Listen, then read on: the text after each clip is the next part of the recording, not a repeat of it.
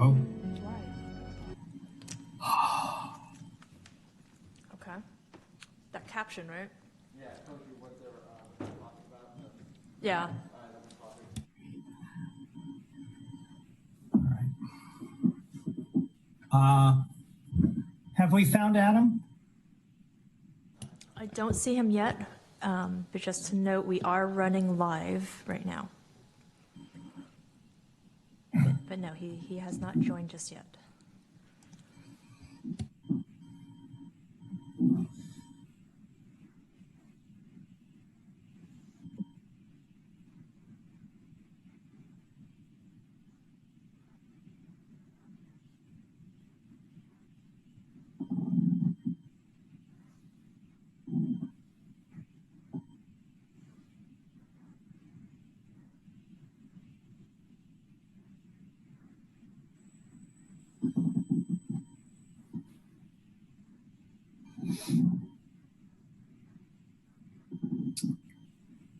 Okay.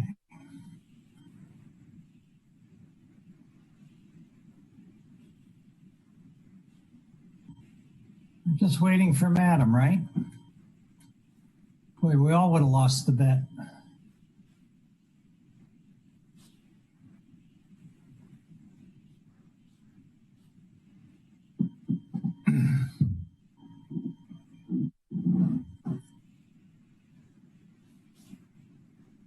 Oh.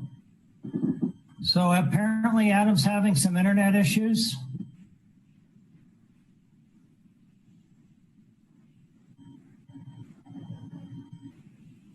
Mr. Mayor.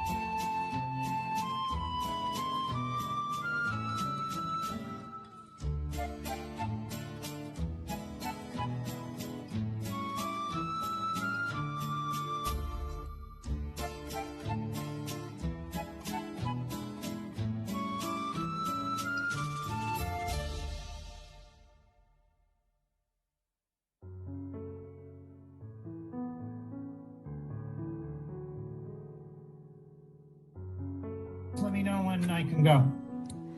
We are all set for you. Great. Good evening. Welcome to the City of San Carlos City Council and successor agency to the Redevelopment Agency and Housing Authority regular meeting of June 22nd, 2020. Would you please rise and join me in the Pledge of Allegiance? I pledge allegiance to the flag of the United States of America and to the country for which it stands, one nation, under God, indivisible, with liberty and justice for all. Okay. Because we have a quite a different kind of setup these days, and there are many issues that are interconnected, I'm going to propose some changes to the order of the agenda that will move forward without objection unless there is someone that is grossly opposed to it. What I'm going to propose is that we move item 11A, that's the law enforcement study session, directly after item 4. Then we have the consent calendar after item 11A, that's currently item 7. After that, then we will go to public comment, then on to council communications. And then I would like also to reverse the order of number 8, agenda setting, and number 9, reports to council. And the reason for that is that the agenda setting may be a result, or what we say in agenda setting and how we discuss it may be the result of one of the items on the reports to council. Do I hear any objection to that order? Through the chair? Yes. Not necessarily an objection, just it all mostly made sense to me. It didn't seem unreasonable, but I didn't quite understand the logic, or couldn't guess the logic behind moving the consent calendar around. Well, the reason I wanted to move 11A up is that, first of all, it's earlier in the evening. It's closely related to item 7, one of the items on the consent, which may be pulled, and that item may be good for us to have the information from the law enforcement discussion to help us as we vote on that particular item. So it'll also give us a little bit of context before we vote on that.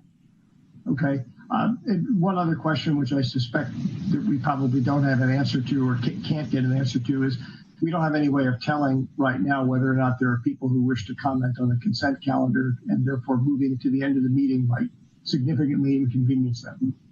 Oh, I'm glad you mentioned that.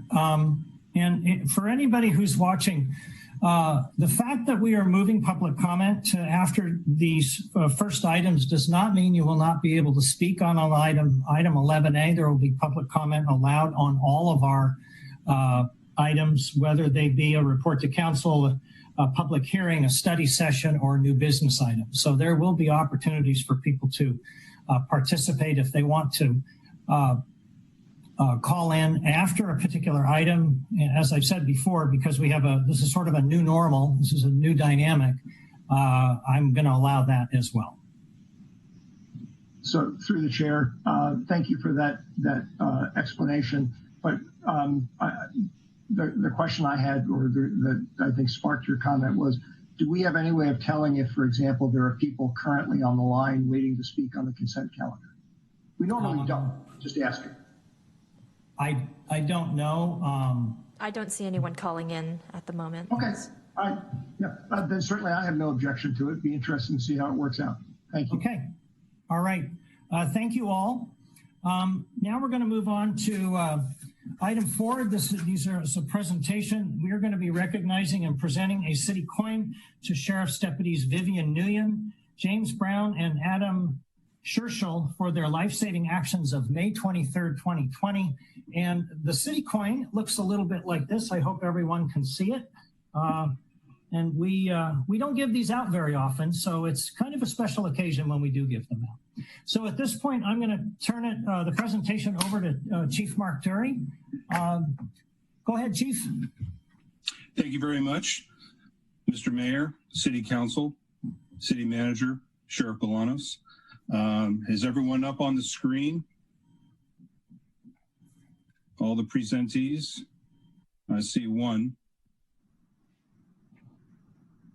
Okay. I'd like to go over the reason that I want them recognized in the city coin, and I'll go over the synopsis of the event. On May 23rd, 2020, at approximately 1:50 a.m. in the morning, Sheriff's deputies were dispatched to 1745 El Camino Real in the city of San Carlos on the report of a subject who was unconscious and not breathing. Deputy Vivian Nguyen was first arrived on scene, was directed to an unresponsive male lying on the ground. Deputy Nguyen assessed the subject and found the presence of no pulse and no signs of breathing. Deputy Nguyen immediately began first aid and initiating cardiopulmonary resuscitation, also known as CPR. Shortly after starting CPR, Deputy Nguyen noticed signs of breathing from the subject's mouth. Also noticed the movement of the subject's eyes. Deputy Nguyen asked the reporting party for more details on the subject's condition and learned that the subject may have ingested narcotics. Deputies Brown and Scherschel arrived on scene, and due to the subject's unresponsiveness and concern that he had overdosed on narcotics, Deputies Brown and Scherschel administered naloxone, also known as Narcan, a nasal spray to the subject. While on scene, members of the Redwood City Fire Department, Engine 13, arrived to assist. The subject was ultimately stabilized and transported to Sequoia Hospital for further evaluation and medical treatment. According to the emergency room staff at Sequoia Hospital, without the heroic actions and swift response of Deputies Nguyen, Brown, and Scherschel to initiate CPR and provide acute medical treatment to their medical aid, the victim would likely not have survived. The life-saving measures taken by these deputies are a testament to their character, professionalism, and should serve as an inspiration to their peers. Deputy Nguyen, Brown, and Scherschel showed their dedication and commitment to serving and protecting the citizens of San Carlos. They demonstrated the very best work ethic that is expected of all members of the San Mateo County Sheriff's Office. In recognition of their heroic action, Sheriff Bolanos will be awarding Deputies Nguyen, Brown, and Scherschel with the prestigious Sheriff's Office Medal of Life-Saving Award at our next organizational award ceremony. Ladies and gentlemen, I would like to introduce and recognize Deputy Vivian Nguyen, James Brown, and Adam Scherschel.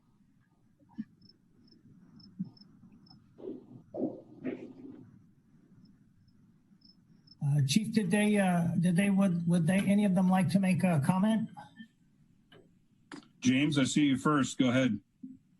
Sir, I would just like to say thank you, and everyone, thank you for letting us attend this meeting.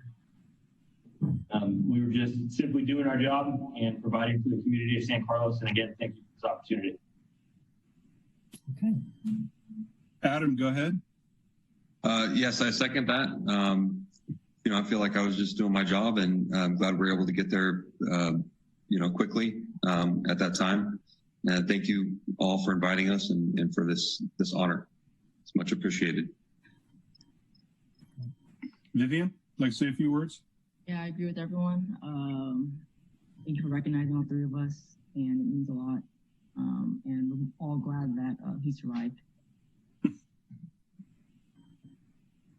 Thank you very much, and thank you for all what you do for our community and for our organization. And my thanks to the three of you. I think you're the perfect examples of the quality of policing services that we get in San Carlos. I think you guys are the unsung heroes.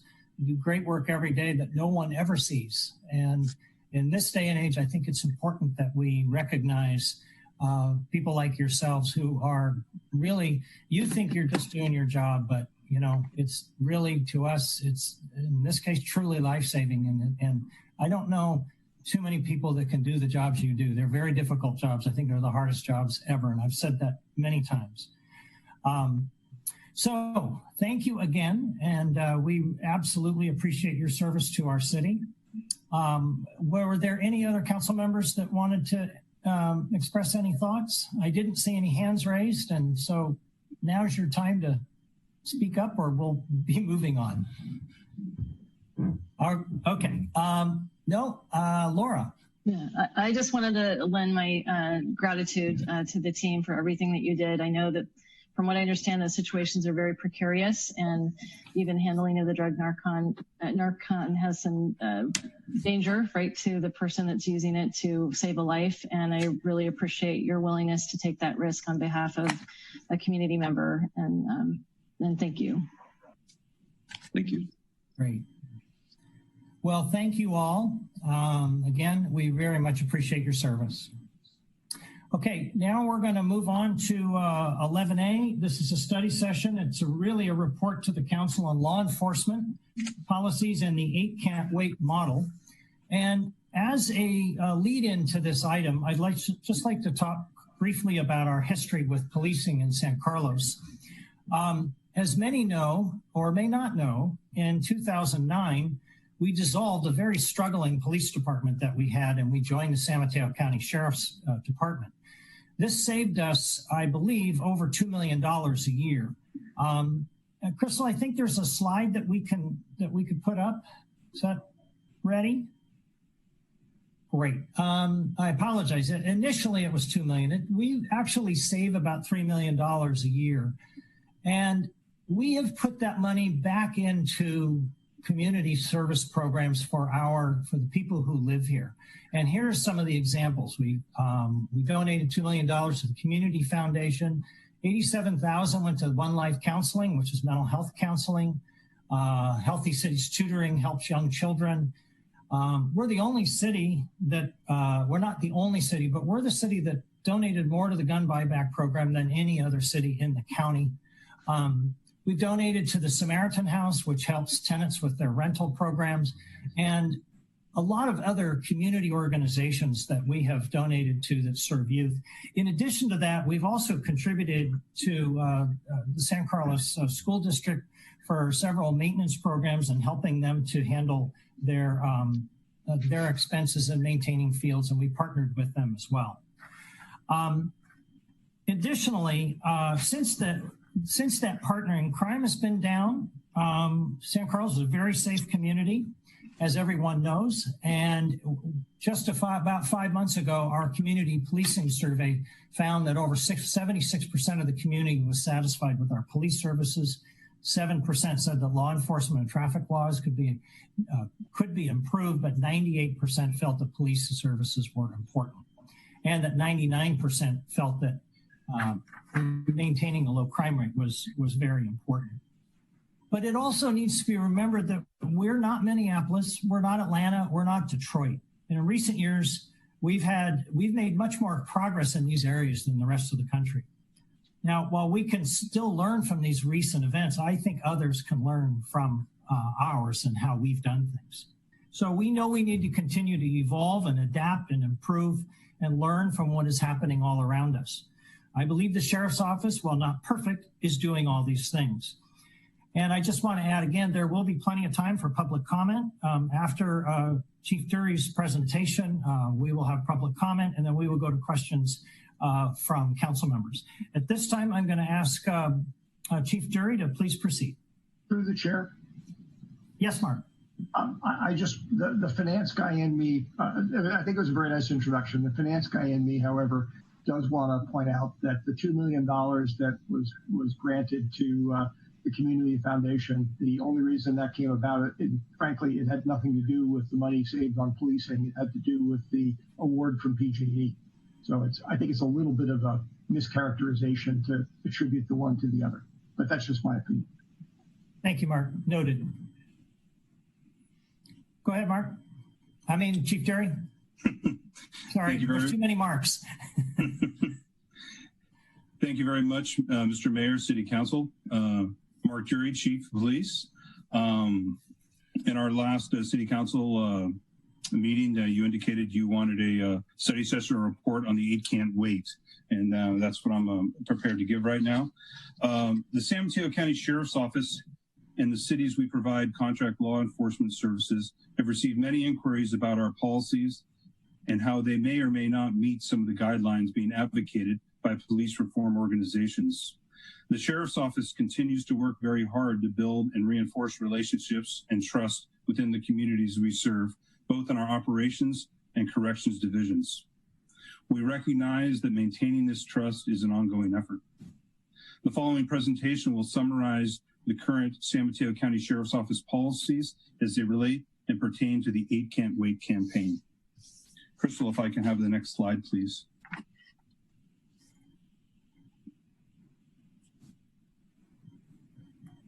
Thank you very much. In this presentation, I will be going over these various policies, procedures that deals with bans on chokeholds and strangleholds, required de-escalation tactics that we use in training, required warnings before shooting our firearms or deploying any type of force, requiring exhausting all alternatives before shooting, and duty to intervene in case of any use of force, and bans on shooting at moving vehicles, the utilization of a continuum of force, and requiring comprehensive reporting. I'll take the next slide, Crystal. First I'd like to touch on a ban on chokeholds and strangleholds. The terminology bans of chokeholds and strangleholds, those are kind of layman's terms. What is called in our use of force policy is called the carotid restraint. And on June 8th of this year, the governor of the state of California has suspended any of the use of that hold, the carotid hold, as I indicated before. So as of now, we've suspended it in our continuum of force as well. We've utilized it. It's always been in our use of force, but right now it's suspended. So we are not going to use it until the governor makes a determination. Since the state controls the California Peace Officers Standards and Training, that is kind of our training matrix that we use statewide. Since that has been suspended, we've suspended it in our use of force policy as well. So we do comply with the 8 can't wait kind of parameters in the carotid hold realm. I will take the next slide, Crystal. The next one requires de-escalation. With deputies and correctional officers. We train continuously. We started obviously in the police academy with de-escalation training tactics. It's both with verbal de-escalation and just with scenario-based de-escalation training. And then we do, as you go through your career in the training program and throughout your career, we do yearly and and every other year training on these tactics as well. What the Sheriff's Office also does is we run the Crisis Intervention Training Academy. And right now, all our deputies have been trained in crisis intervention training. That's a de-escalation technique where you learn how to talk to different people and de-escalate things, find out what they're about, and try to come to an amicable resolution of any scenario without having to use force. And we try to de-escalate everything. As far as crisis intervention, that also deals not only with de-escalation, but it deals with mental health awareness. And so we're able to deal with people with mental health issues and try to get them the resources they need.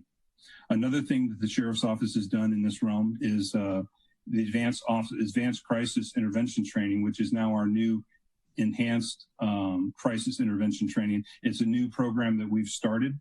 We haven't implemented it yet, but we've just developed the training curriculum and the policies and procedures, and that'll even bring us more on the forefront of de-escalation training and dealing with people in crisis and also that have mental health issues. Crystal, I'll take the next slide.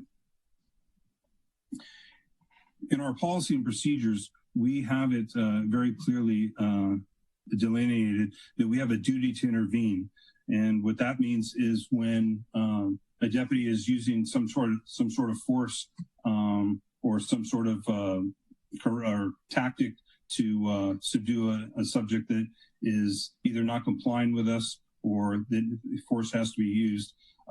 If the force is not is kind of over the line or not warranted, we have a duty to not only intervene and tell that deputy to stop or to kind of recalculate the situation, but we also have a duty to report.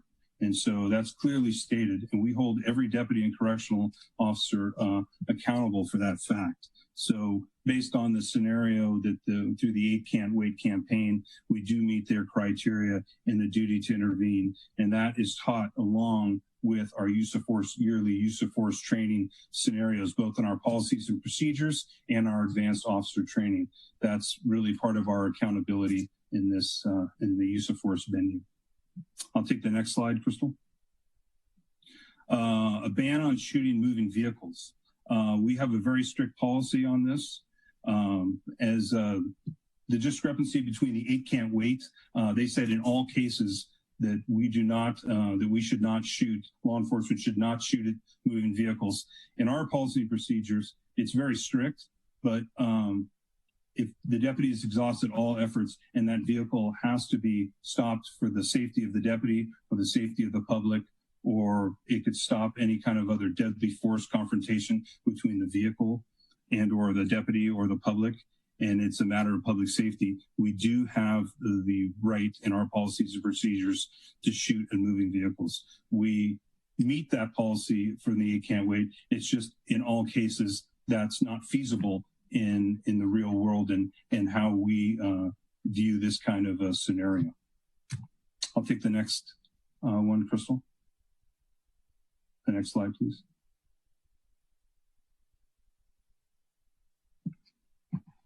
that requires of comprehensive reporting.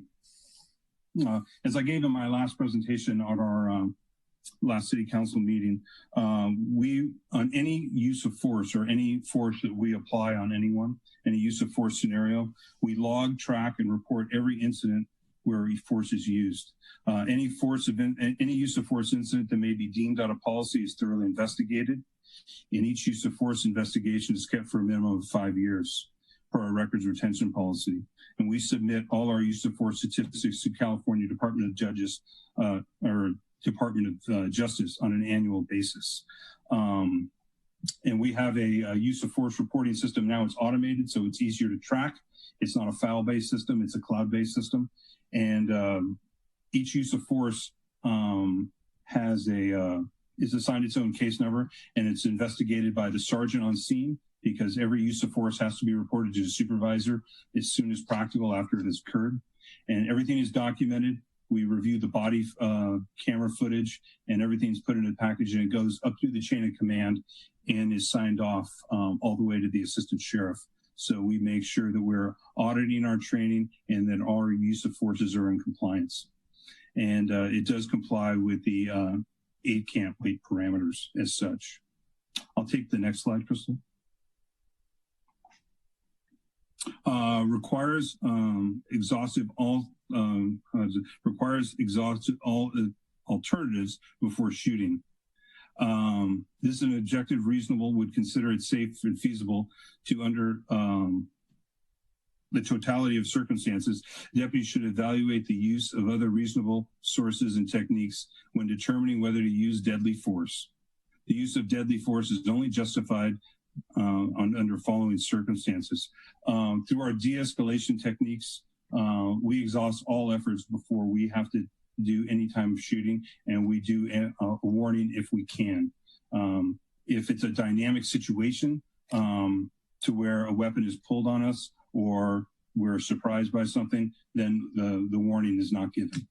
But we do meet those per the 8 can't wait parameters. I'll take the next slide, Crystal. I touched on this before as well, the required warning before shooting. This deals with any kind of impact weapon we have, or whether it's OC spray, pepper spray, any kind of projectile, a baton, a tear gas. We always try to alert the subject that we want compliance and the type of tool that we're going to use. Sometimes, like I indicated in the previous slide, that is not feasible. If we're interjected into a dynamic situation where a weapon is brought upon us and it's close and it's a life or death situation, we are able to use that weapon in that capacity. Per the 8 can't wait scenario, it says in all cases we will require shooting or require warning before using any kind of impact weapon or any kind of device. It's not feasible in our line of work because sometimes things happen so dynamically, we have to react to what threat is upon us. So we meet all the parameters of that, except we can't meet in all cases as they indicate. The next one, Crystal, please.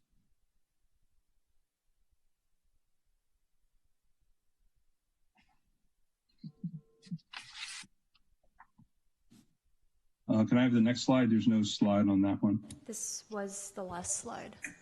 I think we missed one, which was the use of force continuum or the reporting. It kind of got skipped that. So I think that one was to be missed. Oh, okay. That's the one. Yeah, I know there was one missing, and I thought I had a question slide as well, and that's what I was waiting for. Is that the one? Is it up? Yeah, use of force continuum. Yeah, we have a use of force continuum. It starts with light touch or officer presence, and it goes all the way to deadly force. Let me see here if I have it. Our continuum of force is as such in our policies and procedures. It goes officer presence, verbal command, light touch, physical control and pain compliance techniques, restraint devices, aerosol and OC spray, tear gas as such, an impact weapon, the utilization of a canine, specialty impact munitions weapons, which is a SIMS weapon, a conductive energy device, which is our taser, then the carotid hold, which is currently suspended, as I dictated before, and the last one is deadly force. So we do have a continuum of force, and we only use force against someone that won't comply on us, that threatens us, or is a matter of public safety. And we only use force that is actually reasonable and necessary. We never escalate the force higher than the force that has been brought to us. So that really is our continuum of force and how it works in our policies and procedures. And that does meet the criteria that the 8 Can't Wait has put together and indicated in their requests. And is that my last slide, Crystal? Yes. Okay. All right. In closing, the San Mateo County Sheriff's Office constantly evaluates its use of force policies to ensure that it's compliant with the laws of the state of California, as well as federal guidelines. The Sheriff's Office continually reevaluates its use of force policies based on the events that occur within the Sheriff's Office jurisdictions, as well as throughout the United States, to ensure its employees are provided with the best training and guidelines to safeguard public safety and transparency. The Sheriff's Office takes pride in our efforts to train our deputies in the fair and impartial policing, implicit bias, responding to hate crimes, crisis intervention, interpersonal and communication skills, cultural diversity, and racial profiling. In addition, our practice of de-escalation represents a critical component to our arrest, control, defensive tactics, and training curriculum. The San Mateo County Sheriff's Office will always pledge to promote public trust through fair and impartial policing, and will treat all persons with dignity, compassion, and respect.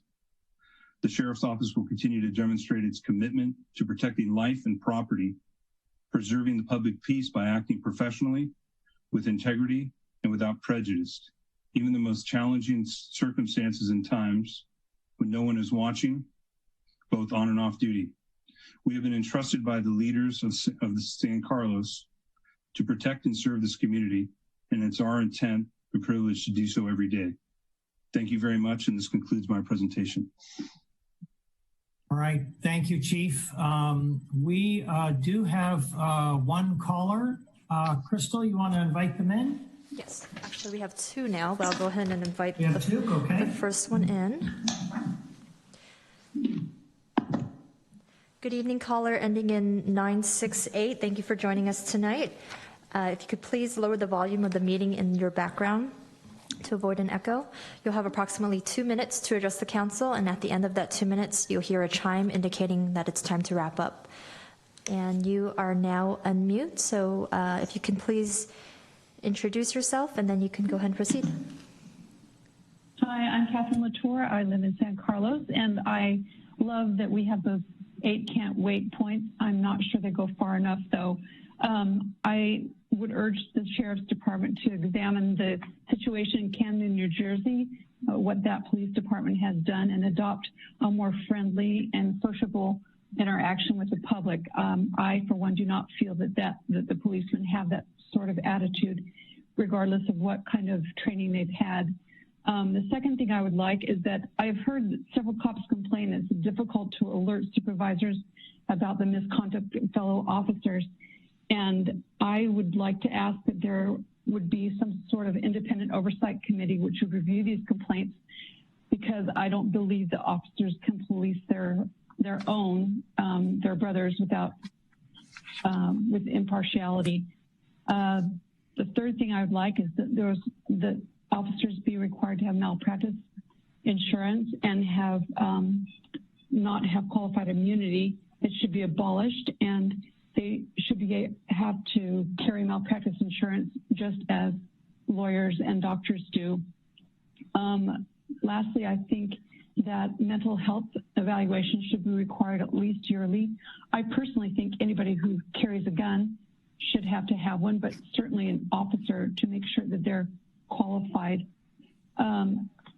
We need an agency that sees everyone as innocent until proven guilty, not deserving of intimidation or force in the name of keeping the peace. I think if a few culprits escape because the sheriff's department dials back on adversarial practices, I'm happy with that. I'm more than happy with that, as long as it means those people will live. I would also greatly support defunding the sheriff's department and using that money saved for important social programs. Thank you. Okay, thank you very much. Crystal, we have another speaker? Yes, two more. Let me bring them in. Good evening, caller ending in phone number 687. Thank you for joining us this evening. You will have approximately 2 minutes to address the council, and at the end of the 2 minutes, you'll hear a chime indicating that it's time to wrap up. And you are now unmute. If you can go ahead and introduce yourself before you proceed, that'd be great.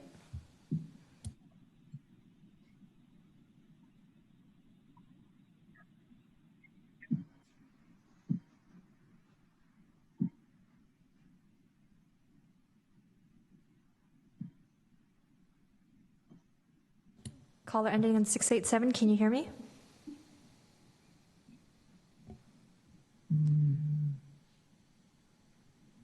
Crystal, do we have someone else that might be on the line and maybe this person can call back, or is that still the only two calls so far? It's there's one more after this one. Yeah, it seems like they're having some audio issues. They're not able to hear us. So if you can give us a call back, we'll admit you in when you come back in. Okay, yeah, well, we'll try that caller again. Okay, so I'll bring in the next caller. Caller ending in 636. Good evening. Thank you for joining us tonight. If you could please lower the volume of the meeting in your background. You have 2 minutes to address the council, and at the end of 2 minutes, you'll hear a chime indicating that it's time to wrap up. So you are now unmute, and if you could introduce yourself before you begin, that would be great. Thank you. All right. Thank you. Hello, my name is Reneem. I'm a San Carlos resident. I would just like to address some of the points that were discussed. The 8 Can't Wait campaign is actually highly flawed because it increases the scope of policing. I have a couple of points. For example, de-escalation training assumes that instances of police brutality occur because of the lack of training, not because of systemic racism of an inherently violent system. This increases the scope of police, which it worsens the issue of policing, which for communities of color who are criminalized is inherently harmful. The point is that police shouldn't be the ones enforcing certain things. They shouldn't be responding to mental health calls at all because it only escalates the situation. Comprehensive reporting has not worked in the past. As we've seen on the news, body cam footage is not enough to prevent police brutality. It still persists. Requiring a warning before shooting. So if you have already drawn your weapon, the situation is already over-escalated. It's a weak attempt to justify using deadly force if you're simply noting that you were about to fire your weapon. It makes no substantive attempt to solve the issue of escalation. Why are they pointing the gun in the first place, for example? Why were the police deployed to that situation? Only using force against those who are perceived as non-compliant or threatening does not solve the issue of racial bias at all, because Black and brown folks are perceived as non-compliant or threatening to white folks. There's a study that shows white people view Black children as more threatening, violent, and dangerous as young as 5 years old, so it does not solve the problem at all. Real solutions will actually defund the police and reallocate those funds towards community services like affordable housing, health, and education, solving the problems that produce crime, the problems of social neglect. I encourage you to look up 8-2 Abolition for substantive police reform. Thank you. Okay, thank you for your comments. Crystal, did that second caller, were they able to reconnect? I don't see that caller calling back, but I do have another caller. Okay. So I'll bring them in. Good evening, caller ending in 351. Good evening. Thank you for joining us tonight. Please lower the volume of the meeting in your background. You have 2 minutes to address the council, and at the end of the 2 minutes, you'll hear a chime. And if you could wrap it up at that time, we'd appreciate it. You are now unmute, so please proceed. And if you could state your name before you jump right in, that would be great. Thank you. Hello, my name is David Tusman. I'm a resident here in San Carlos. I'd like to thank the council and staff for taking this into serious consideration. I agree with a lot of what the other public commenters said, that this is a serious issue that requires some more out-of-the-box thinking beyond 8 Can't Wait. 8 Can't Wait is a model to reform police policies with the goal of preventing deaths in our community at the hands of those who are tasked to protect and serve us. And I noted a few times in the presentation comments that said that even those proposals were not feasible in the line of work of the sheriff's office. And kind of with that in mind, I urge the city to explore building other emergency services, particularly options that don't involve someone with a deadly weapon who is authorized to use deadly force. And I want to put attention to a bill that's making its way through the state legislature that would provide grant funding for specifically those types of emergency services. It's AB 2054. It's already passed the Assembly and it's making its way through the Senate.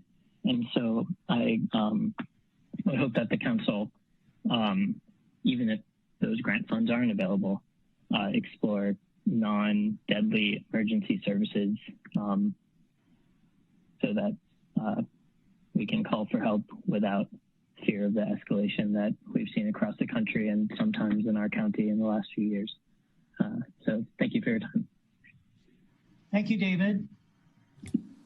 Do we have any more callers, Crystal? Yes, we have 3 in the queue now. Okay. Good evening, caller ending in 620. Thank you for joining us tonight. Please lower the volume of the meeting behind you. You have 2 minutes to address the council, and at the end of the 2 minutes, you'll hear a chime indicating that it's time to wrap up. Please state your name for the record before providing your public comments, and you are now unmute.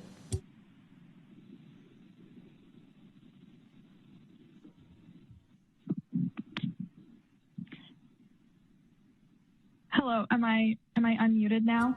Yes, you're unmuted. Yes, you are.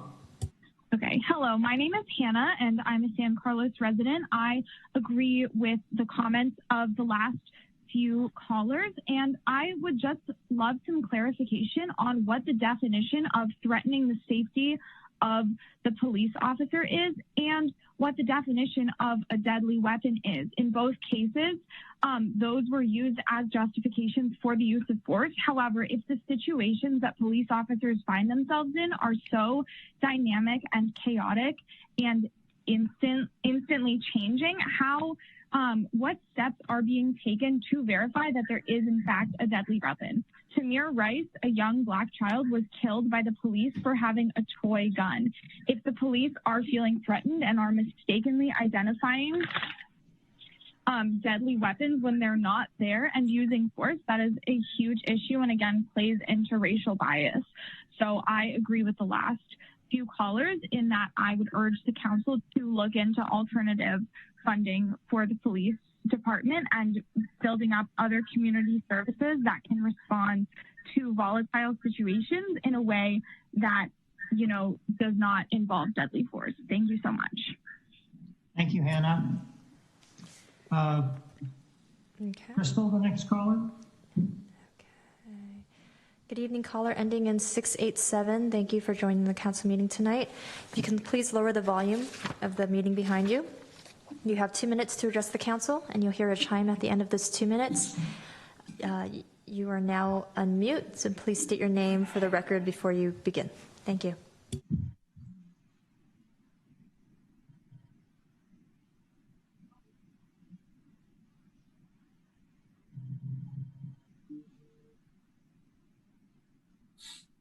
Hello, this is Kendall Snyder. Can you hear me? Yes. Yes. Okay, sorry. Yes, so I am a San Carlos resident, an active and registered voter, and I have 2 concerns with the presentation that was given towards us. So the first, it seemed many of the 8 Can't Wait solutions that the Sheriff's Office has proposed are quite loose. There's lots of shoulds, very few shalls, So, you know, as many of the folks on before said, these are kind of loose. And so if we are going to use the 8 can't wait as a guideline, I think number one, we need to tighten up quite a bit. There are lots of exceptions, and that, again, as our prior callers mentioned, that is where these bad things happen, when you have these exceptions. Well, in the case that I might reasonably be concerned, that's where these bad things happen. So I think we really need to tighten these up. There's good science and good information on this of how we can do that while staying safe. The second concern that I have with this presentation is the lack of diversity in services. And several of the former folks that spoke before me mentioned this as well. My main concern here is cost. We here in San Carlos spend $321,000 per officer that we contract with. That's a little less than $9.2 million divided by the 28.8 full-time efforts that we have. That is incredibly expensive compared to the national average of $123,000, and even compared to around here. You look at Menlo Park with a similar size force, and they pay around $280,000 per officer. So I think the medal recipients that we had today are a great example of this. That is public service, community safety at their finest. I doubt we need to pay somebody armed with guns in order to provide those services. And so I would like to see a diversity of services that our city offers that, one, will help solve a lot of the racial issues that we see throughout the country, and two, will help save us money and build a community safety force for the 21st century, not the 19th when the police force was created. Thank you all for having this. This is really great. Thank you. Thank you, Kendall, for your comments. Next speakers, Crystal? Yes. Good evening, caller ending in 719. Thank you for joining us tonight. If you could please lower the volume of the meeting in the background. You have approximately 2 minutes to address the council, and at the end of the 2 minutes, you'll hear a chime indicating that it's time to wrap up. And you are now on mute. If you could please introduce yourself for the record before you begin. Thank you. All right. Hello, my name is Justin. I am a San Carlos resident as well, and an active voter in the community. First, I want to thank everyone for having this conversation tonight. I think in light of everything that's occurred over the past month, it's really important to sit down and just look at what we're doing and see if it's still okay. So in light of the first slide that was presented to us tonight, it seems like San Carlos has already seen success, reducing its policing in the past and reinvesting that money directly into the community. So it leaves me wondering, why not continue? What else can we do? How can we cut more costs in active policing and reinvest in community? And then I also had several concerns with the positions on the 8 can't wait from the Sheriff's Department. I thought some of the positions were being met rather loosely with either temporary statewide measures or personal accountabilities. And I agree with the last caller that these kind of fuzzy areas are exactly where these horrible things can happen. For example, like, yes, you're required to report all use of force, but as we saw in some very public recent cases, sometimes the reports are left blank. So I'd like to just kind of continue the conversation of how can we move our community forward, and how can we kind of represent the future of policing from our tiny little proud community of San Carlos in the Bay Area.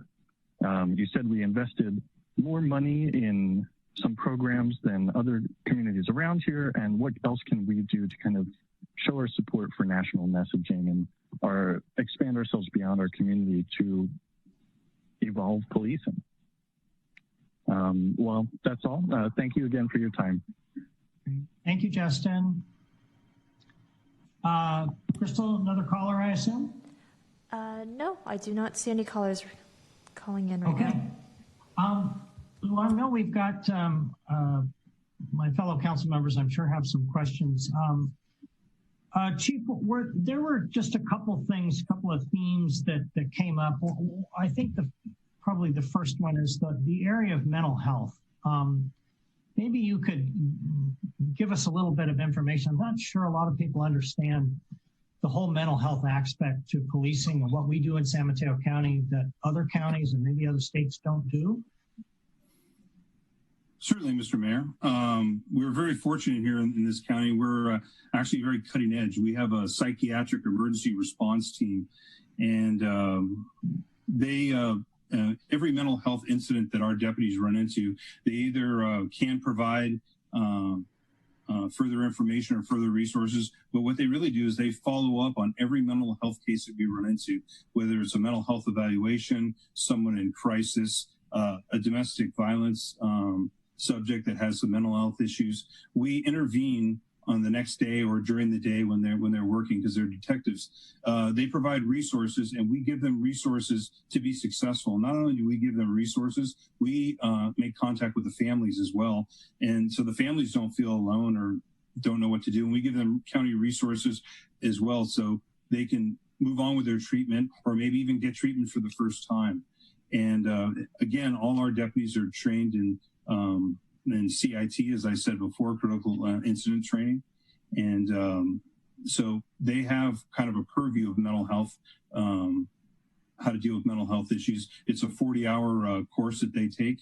And now we've developed an enhanced critical incident training, which is going to add probably another, I'd say another 24 hours of training to all the graduates that graduated from the CIT course. All our deputies will be going through that as well. So the sheriff's office here, we're pretty cutting edge with mental health. Mental health is never going to go away in our society. So we keep trying to bridge the gap and move forward. And we've shown a lot of success. Okay, thank you. I'm not going to dominate the discussion. I see that Adam had his hand raised. Go ahead, Adam. Unmute yourself. Thank you, Mayor Collins. I'm trying to lower the hand, do all these things at once. Thank you, Mayor. Chief, thanks for the presentation, and I also appreciate all the callers calling in on this. And obviously, a lot of people care a lot about this issue. And thank you for sharing kind of where we are on the 8 Can't Wait. And obviously, there's other issues long term to think about. So just a couple quick questions on this. One of the callers touched on this. You mentioned sort of the chokehold. I'll use the sort of non-technical term on this, but we're sort of following state guidance on this, and the state guidance can change. And I guess I'd like to get an understanding. Kind of, is this something that the sheriff's department is potentially thinking about, just sort of making its own decision on chokeholds versus sort of not necessarily following a state, but sort of having our own policies in place on some of these items, like the chokehold item. Sheriff, are you there? Do you want to touch on that? Because I haven't. Yes, thank you, Chief. Yeah, the carotid restraint, we eliminated immediately after the governor said that he was no longer allowing training on it. And I have actually eliminated it. It won't be coming back. It's a permanent decision, irrespective of what the governor does. Great. Thank you, Sheriff. I appreciate that. That's good progress. Thank you. And then if I can just ask, and I don't know, Sheriff, if it might be for you or however, on the, can someone just talk a little about the reporting process, sort of if there is an incident? I mean, someone mentioned sort of an independent sort of oversight, sort of like an inspector general kind of thing. I'd just like to understand kind of what within the sheriff's department, kind of how that process works a little bit. Sure. I'll speak to that as well. So we have a policy now and a practice whereby every use of force, as Chief Jury mentioned, is documented, reviewed, and sent up the chain all the way up to the undersheriff, who makes the final determination in regards to whether the use of force was appropriate or not. And it is a very thorough process. We have imposed significant discipline as a result of it. And use of force is one of the most, important things that we do in our line of work. And it's very important to me to ensure that every use of force is either appropriate or that the appropriate corrective action is taken. In regards to, I think you also threw in something about oversight. Yeah. Or civilian oversight, that's civilian review boards have been talked about for many years.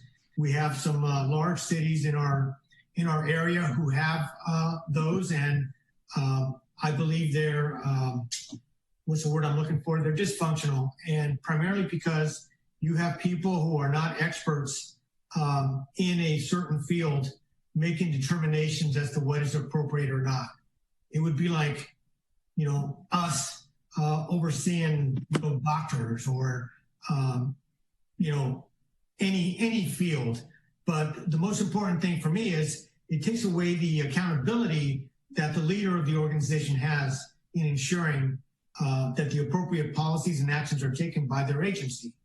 And with me as an elected official, the voters have, you know, they have the greatest civilian oversight, and that is they can replace me with someone else. I appreciate that, and thank you. I think I guess the idea was sort of, and I appreciate that's helpful to understand the process that almost I was thinking like in the federal government and some other sort of maybe larger state agencies, you might have sort of an independent, you know, paid individual who's a inspector general maybe, or something that has like sort of that kind of piece. And I don't know that that exists currently, or whether that's something that you might consider looking at or It does exist.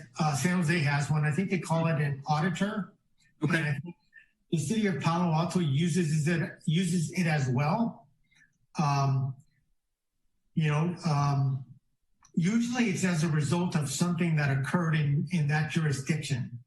And in the city of San Carlos, I'm pleased to say, I can't remember any issues that would cause you to spend the amount of money to create that system, but I would leave that to the wisdom of the council in regards to what they wished to do. But it would be very limited just because it's a contract situation as opposed to, you know, your own department. Sure. No, that makes sense. And thank you for the clarification on that. And then my just kind of last question, and I appreciate all the training that's going on mental health, because obviously that's an important issue, and the work that's being done and the response team on that. And I see that it's cutting edge, but are there instances where you might see having just sort of a mental health professional, you know, arriving on scene? I know the chief kind of talked about sort of the follow-up, but I'm just sort of at the time, is that something that's feasible potentially? Maybe it's not feasible because of, you know, officers are reacting quickly and things need to happen quickly that you might not make sense. So I think you asked an excellent question. When there's time and it's during the day, then it is correct. You know, we would send the PERT team, which consists of a clinician and a deputy sheriff. It just depends on how much time we have on our hands and how much, you know, how much time that team has on their hands, because they work during the week, during the day, and they're not here at night. And I also want to add to something Chief Jury said, and that is the PERT team is something that the city of San Carlos gets because of your affiliation with the sheriff's office. The city of Belmont, they don't get it. They have to deal with all of theirs on their own. And so the PERT team, while we have a county health clinician, it is really a service that's provided only to the sheriff's office jurisdictions. You know, there's a lot of talk about maybe just having someone from the health department or a social worker respond to many of these calls. And I'm just concerned for their safety. Many of these calls, my personnel are able to handle very peacefully. But what happens if we send somebody who isn't armed, who may not have that experience to deal with an individual, and then things go downhill fast?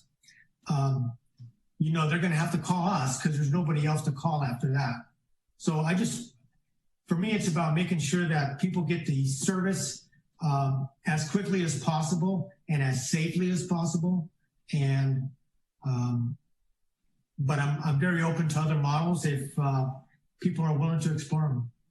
Great. Thank you, Sheriff and Chief. I just want to say thank you for the work that you guys do in our community. I know it's been a challenging last month, and we're certainly fortunate to have the chief here and the work that his team does, and we look forward to kind of continuing that relationship. So thank you. Thank you. Thank you, Adam. We're going to move to Laura next. Great. Thank you, Mayor Collins. And thank you to the members of the public who called in and expressed your concerns. And raised some questions and suggestions, and also thank you to Chief Bolanos and Sheriff Bolanos and Chief Jury who are here with us today. So a couple things, themes that I'm thinking about. One is I'd like to better understand, you touched on it a little bit, Chief Jury, with respect to the training protocol. Could you talk a little bit about what the philosophy there is? So for example, is the de-escalation training and implicit bias, is that a one and done, or is that ongoing? In addition, for example, like duty to intervene, a caller mentioned concern about whether or not officers and deputies felt really comfortable pursuing that process. So what are some of the training programs you have in place to empower staff to know how to navigate these, what I'm sure are difficult conversations? Thank you, Councilmember Lohan. I will take the implicit bias question first. We all were trained late last year in implicit bias training. That's from the sheriff on down. A professional company trained us, and not only did they train us, they provided a train the trainer course. So we have trainers now within our organization that train us on implicit bias. So it's an ongoing training. This is the same company that is trained nationwide. They're actually training the New York Police Department right now. They're going to take the next almost 3 years to train all 36,000 officers there. They've done a train the trainer program. So now we not only do we train our deputies every year, we train all our new deputies to come in on this in our orientation programs and on a yearly basis. So in that training contract that we have, it evolves. So if there's new information, we will get it and we will train it as such. Great, thank you. And what was your next one? It was around the de-escalation and duty to intervene. So these were some of the issues that some of the public raised. Yeah, we have defensive tactics training every year. That's where we learn our different control holes and perfect them. And part of that training is talking about de-escalation, how to talk someone down to where you don't have to use control holes to gain compliance just with officer presence. We always like to start with that first. And the very transparent thing that we've done now is we've gone to these body-worn cameras. The body-worn cameras and our in-car cameras, everything we do now is video. And so the transparency is there. If there's an issue, we can see it on film. And we can either there's a training issue or an issue where some discipline or an internal investigation is started. We have that kind of transparency now. We also have a new taser coming. We're implementing the newest taser. And once that taser is implemented, that turns all our cameras on as well. The car camera, our body camera, automatically. So the watchful eye is there, and the reporting is there, and the supervisors are there. So based on our training and our state-of-the-art equipment, I'm very confident in what we have in place with the oversight and the duty to intervene. We train on that, and we regulate that, and we hold people accountable as such. Great, thank you. And then I know that there's also some discussion around mental health programs, and you described what the sheriff has access to. I understand that the county itself has programming for both youth and adults with respect to mental health. And I'm just wondering, maybe Jeff, this is a question for you. Might it be possible for us to get a presentation in the future about the broad array of mental health programs that are provided by the county? We'd be happy to schedule that for the council if you'd like. That would be great. Thank you. I'll yield my time. I'm sure there's other questions from other council members. Thanks. Thank you, Laura. Sarah, you were next. Thank you very much. Laura, I think that's a great idea. So thank you for bringing that up about having the presentation. I'd also like to thank the chief and Sheriff Bolanos for your presentation. We've heard a lot from community members about this topic, and several of the emails have started with saying that they have always had a positive experience with the Sheriff's Department, whether it's a false alarm at their home or a car break-in. So I just wanted to say that if there's questions out there and requests for more information, but I do think that many of our residents have had a very positive experience with the department. I have two questions. This builds on the use of force reporting, and I do think that there's been some requests of transparency and how to find out more information. So I'm wondering how use of force reporting and the body camera videos become available to the public after an investigation. Sheriff, you want me to touch on that? Go ahead, Mark. Usually it's via a public acts request. That's how we release our footage. And a lot of times we're very transparent. If an incident happens, we can release the body footage as well. But all our body footage is collected on our cameras and automatically downloaded in our evidence.com system. So it's a pretty foolproof system. It downloads every time the deputy comes in the substation and plugs it in, everything downloads. So we have hundreds of thousands of hours of footage of all our calls for service. So if there's any kind of complaint or anything or any kind of discrepancy, we always are able to review the body camera footage. Thank you. Are there summaries or reports that are made available on a quarterly or annual basis about use of force? We do an annual report that we do and that we report to the California Department of Justice. We submit those statistics to them every year, all the use of forces in our entire organization. And that includes in our correctional facilities as well as our operations division, which is our patrol bureaus. Okay, thank you. And then my final question, I wanted to say thank you to Sheriff Bolanos and Chief Dury for so many communications that have come out to the public in recent weeks, and the memos have been very helpful. In Sheriff Bolanos' memo on June 2nd, he noted, I received counsel from the San Mateo County Sheriff's Advisory Board on contemporary issues. I'm just wondering if you could speak a little bit about that advisory board and what kind of issues are discussed and how people are appointed to that board. Sure. So the Sheriff's Advisory Board is a foundation, and people, and these are people who are, friends of law enforcement. They're interested in supporting law enforcement. So they pay a membership fee, and we just started this year, so we've only had one get together.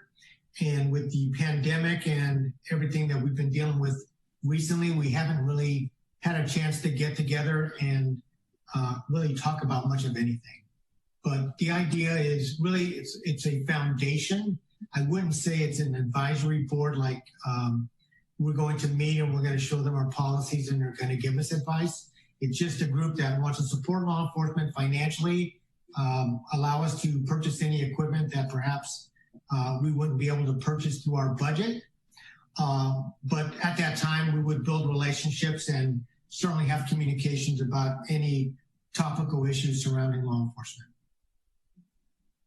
Okay, thank you.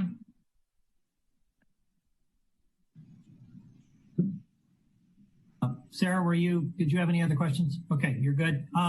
Mark? Thank you, Ron, Mr. Mayor. Thank you, Chief and Sheriff Bolanos. Good to see you guys again, even if virtually.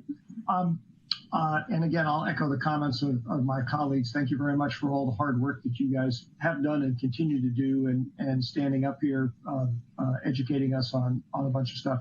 I have a number of questions, some of which, one or two of which may have been touched on previously by my colleagues, but I didn't quite understand the answer.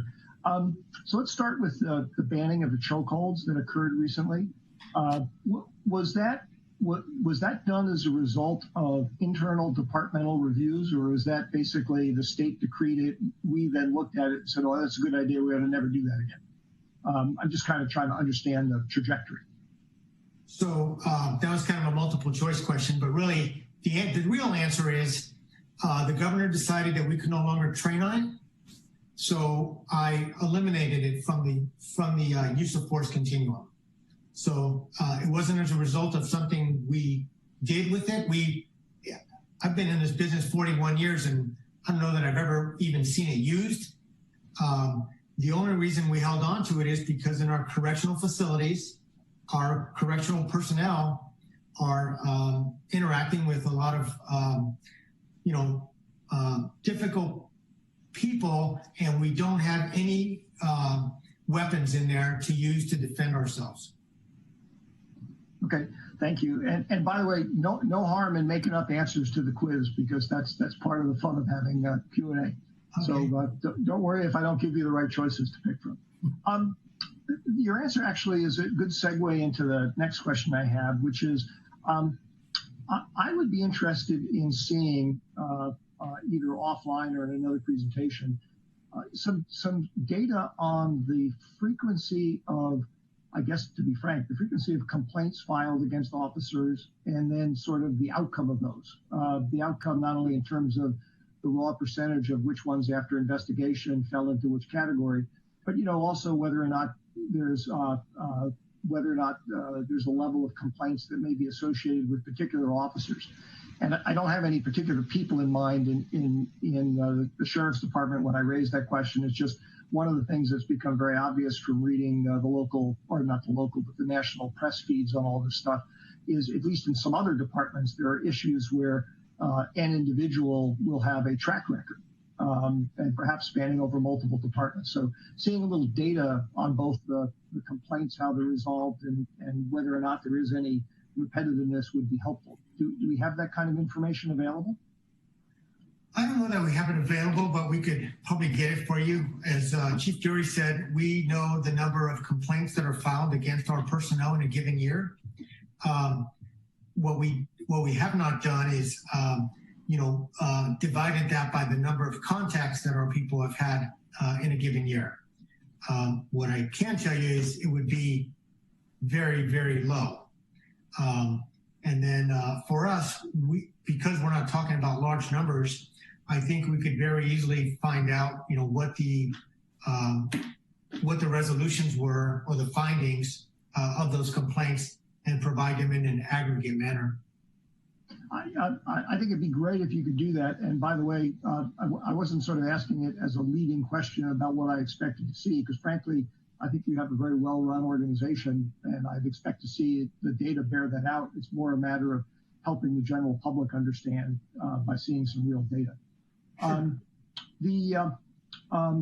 One thing that I didn't see touched on, maybe I missed it, but I don't think I saw touched on in the discussion tonight, Chief, was you and I had a brief discussion at our last council meeting about, I think of it perhaps incorrectly, as the rules of engagement of how when the Sheriff's Department deploys under mutual aid, the deployment takes place. You may remember the discussion involved San Mateo and the fact that a number of residents of San Mateo they were sort of surprised to be confronted by police in riot gear, at least based on the reports I saw. So at some point, I would like to get some better insight than I have right now and understanding of what are the rules of engagement. I mean, when you and I talked about it last time, you said that's sort of our typical gear for many of those situations, but it's not always used. And so I'm trying to understand, what the alternatives are, what determines which rollout takes place. The scenario you were talking about was a protest where San Mateo Police Department called for mutual aid, and our mobile field force was activated. And that was our mobile field force gears. We have our normal batons that we carry with us, and we carry our face shields and our TAC helmets. And any kind of where we think that the crowd may be that they protest, and sometimes the protests don't go as planned and aren't as civil as they are planned. And we have to be prepared for any scenario. In that scenario there, we just fortified one side of the street and everyone walked by peacefully. There was no interaction with any of the mobile field force units. And it wasn't just the sheriff's office. It was a countywide deployment. We were deployed with many different officers throughout many different agencies. And we all keep our safety equipment with us. And if the protest is peaceful like it was, there's no issue. But if it goes from peaceful to not that peaceful to where they become very agitated toward us, or we have to engage, we have to wear our protective equipment. I would hate to send deputies into a situation where they didn't have the protective equipment necessary. And sometimes it goes from peaceful to not peaceful very quickly, and we can't stop and leave and go get our protective equipment and come back. So we have to be prepared from the get-go. And that in that scenario there, that's really how it was played out, and that's how it was deployed. That's a little different than the answer I recall getting last time. And I think I'll just leave it with you guys to consider that I think you may be misestimating the impact that the deployment had on peaceful citizens who, you know, it is the mandate for protecting and serving them, even when they're out there protesting. You know, this has got to be a very complex issue for law enforcement to deal with, because, and I know you weren't saying this, but the logical extension of being prepared for any possible circumstance would be for people, if they had the equipment, to show up, you know, with M1A1 Abrams tanks and all sorts of other gear ready to go.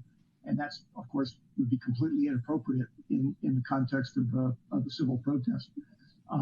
So it's a complex issue, and I guess I would urge you to reflect on that. Okay. I hear what you're saying. I think what Chief Dury was trying to say is, when, you know, this mobile field force, they're the ones that go up to San Francisco or to Oakland for actual protests that have typically turned violent. And for me, I'd be doing all of us a disservice if I were to send my people to them without the proper equipment. Nobody's talking about bringing tanks, fighter jets, or anything like that. And so I wouldn't jump to those types of conclusions or extrapolate to that degree. What happened in San Mateo was they requested the mobile field force because they reported people trying to scale their police department building. So they asked for our people to go and help them. We went and helped them. Yes, I understand that there were some community members who were upset. I feel sorry for that. But what would you have done in that situation? Well, I think actually, I can't answer that question because hindsight's always 20/20, and that would not be fair to the commanders on the ground. But I think implicit in your answer is something that I would urge you guys to think about, which is, as you said, that's typically the response when you get a mutual aid request for going into a violent situation. And the question is, was that really the situation that was occurring in San Mateo? So you have to ask San Mateo, I think. Well, except that when one is the purveyor of the force responding, there's some responsibility there as well to sort of assess stuff. Let's move on to another question. One of the things that I've always been a little bit confused about, honestly confused about, is the budget for the sheriff's department. You are, of course, a sheriff, a separately elected official, but the budgetary money flows through the Board of Supervisors. Is that correct?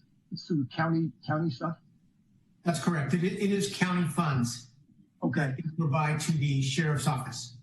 Because what I was thinking is some of the callers and some of the discussion that had been going on up to this point was talking about whether or not resources could be allocated towards other types of responses. And I know you mentioned even the PERT teams are a response that you guys use that isn't available to most local law enforcement. I think it's great that we have that available by our relationship with you. But that struck me as, you know, maybe to some extent this is a budgetary issue where, you know, if the constraint is that we don't have people available for PERT teams in the middle of the night because it's expensive, well, maybe people ought to go lobby the Board of Supervisors saying, please allocate the sheriff enough money so he can do that. Okay. So I want to make a clarification for you. They can determine how much money they give me or don't give me. I determine what I do with it. So it's a little different. I want to be clear. I want you to be clear on that. All right. Well, then it would have to be a two-phase lobbying effort. They'd have to lobby the Board of Supervisors to give you more money and lobby you to spend it a certain way. But I would have to believe that it is necessary and would be a judicious use of taxpayer dollar. Fair enough. Two last sort of comments, just based on some observations that I don't know whether Sheriff, if you or the Chief had made. One had to do with the Inspector General type concept, and somebody mentioned that those are typically created after something bad happens. And I'll just note in passing that maybe it might be nice to do it ahead of time before something bad happens. Obviously, that's a financial issue as well. Last comment is that I think I understand the pros and cons of oversight boards and how they can be difficult to use. And I'm not necessarily saying that that's absolutely something we ought to do or even request. But I will point out that the downside of them, where you have people who are not experts making decisions on behalf of the community, you're looking at 5 people who are not experts who are charged with making decisions on behalf of the community in front of you. And frankly, I think in general, we do a reasonably good job. Not at all perfect, but reasonably good. So lack of expertise is not necessarily a barrier. Thank you, Mr. Mayor. All right, thank you, Mark. I just had a couple things. Chief, I think you probably think about this more than anybody. You've been living and breathing this for a long time, and I know that when these things come up, you're probably sometimes wondering, what are we doing right? What are we doing wrong? And that sort of thing. And I'm not asking you to answer that question because it would take too long. But one of the questions I did have was that people bring up racial bias, they bring up mental health of officers themselves. And something that we haven't talked about, and that is what sort of screening goes on and when you have a candidate that wants to become part of the sheriff's department. Does the screening process look for any personality traits in the candidates? And if so, how do you identify them? For when someone applies to the sheriff's office, obviously they apply they put in an application, and then they take a physical fitness test, a written test.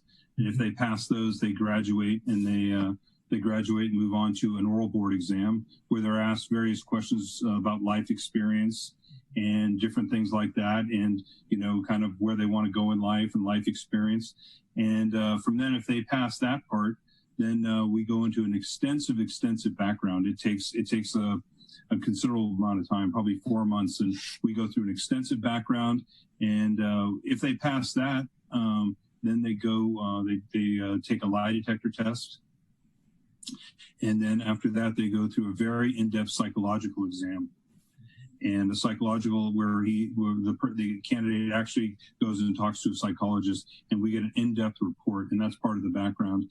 And after that, they go through an extensive medical exam to make sure that they're physically fit. So we want to make sure they're physically fit, where they're physically fit and mentally fit, and they fit within the parameters. And that background is very extensive, and it takes months and months to put together, and that goes through approval all through our sheriff's office, and it's the ultimate approval of the sheriff.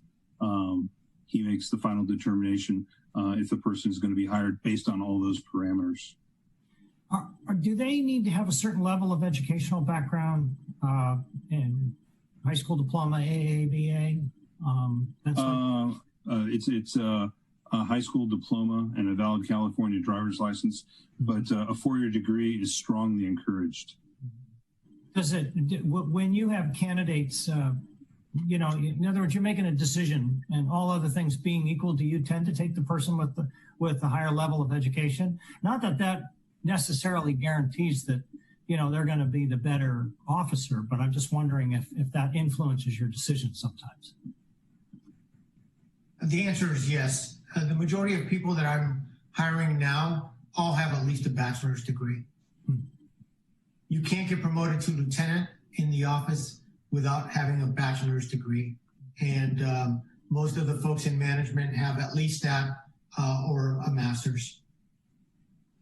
Okay. Thank you. Thank you for that. And Carlos, thank you, Sheriff Polanos, for coming tonight. These are really important conversations, as you could tell by the people who called in. They have a lot of concerns. I think a lot of times that, they see what's on TV, they see what's happening around us, and there's a tendency to project the problems of the country upon the local agencies. And I appreciate your both of your being here and letting us know what the Sheriff's Department does and validating the good work you do. But I think everybody probably agree that we always need more communication. We need to do more listening, and we need to just continue this dialogue and see how we can improve this this process. Laura, you had something else you'd like to add? Yes, if you don't mind, I mean, pursuant to what you talked about, Ron, in terms of continuing the conversation, I concur, and I feel that this was very productive and insightful, and I really appreciate everyone's time this evening. A couple of other areas that the callers mentioned were around, reallocation of funds to education and affordable housing. And I know that San Carlos has prioritized affordable housing. In fact, we have an item on the agenda tonight around that very issue.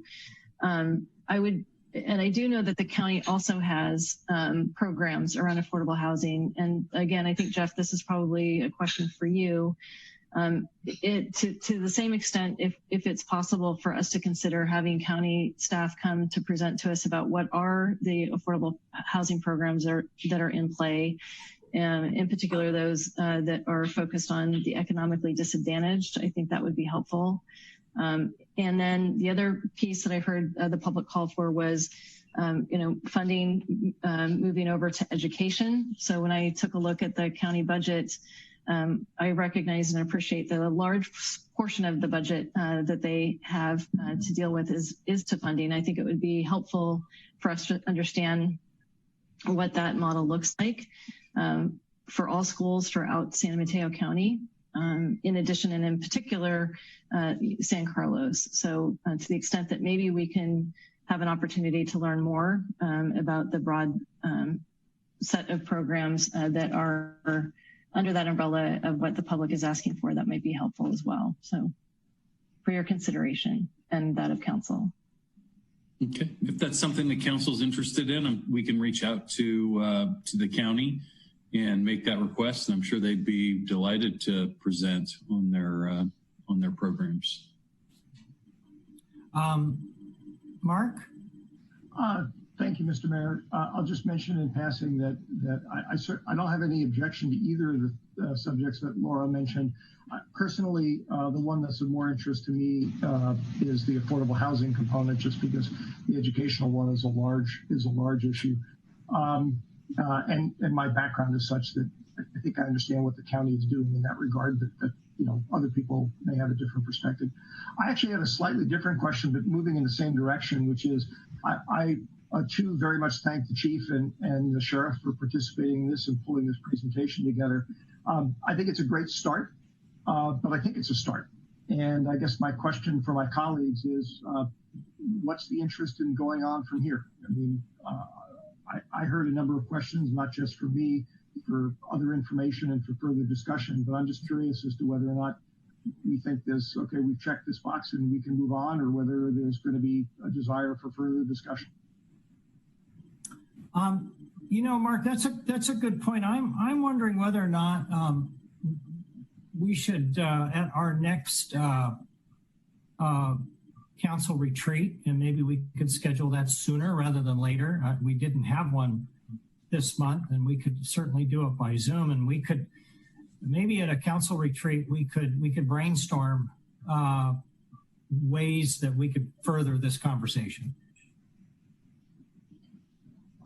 That would certainly, just my reaction, that would certainly be a way to do it. I guess if we accelerated it, it would be something that we could consider doing, and we are moving into the summer hiatus, basically. I guess my only hesitation ultimately is those meetings tend to be fairly sparsely attended by the public, and I think mostly because of scheduling issues. They take place during the day usually, and it seems like this topic is of pretty broad interest to a number of people in the public, and I don't want them to think that we were trying to sort of push things off to the side and discuss them while they weren't there. So that'd be my only hesitation about doing it in that forum, Ron. Ron, you're on mute. With the Zoom format, we could talk about an evening meeting. So that's something that it sounds like we probably need to have more discussion on it. And we don't necessarily have to have a 9 a.m. Friday morning meeting, so we can talk about that. Adam? Yeah, thank you, Mayor Collins. I just want to follow up on Mark's statement. So I'm happy to have sort of a further conversation. I guess I just want to, and that's why I kind of like the retreat idea, so we can have a little bit more interaction on it, because I'd like to have a better understanding from the council and to,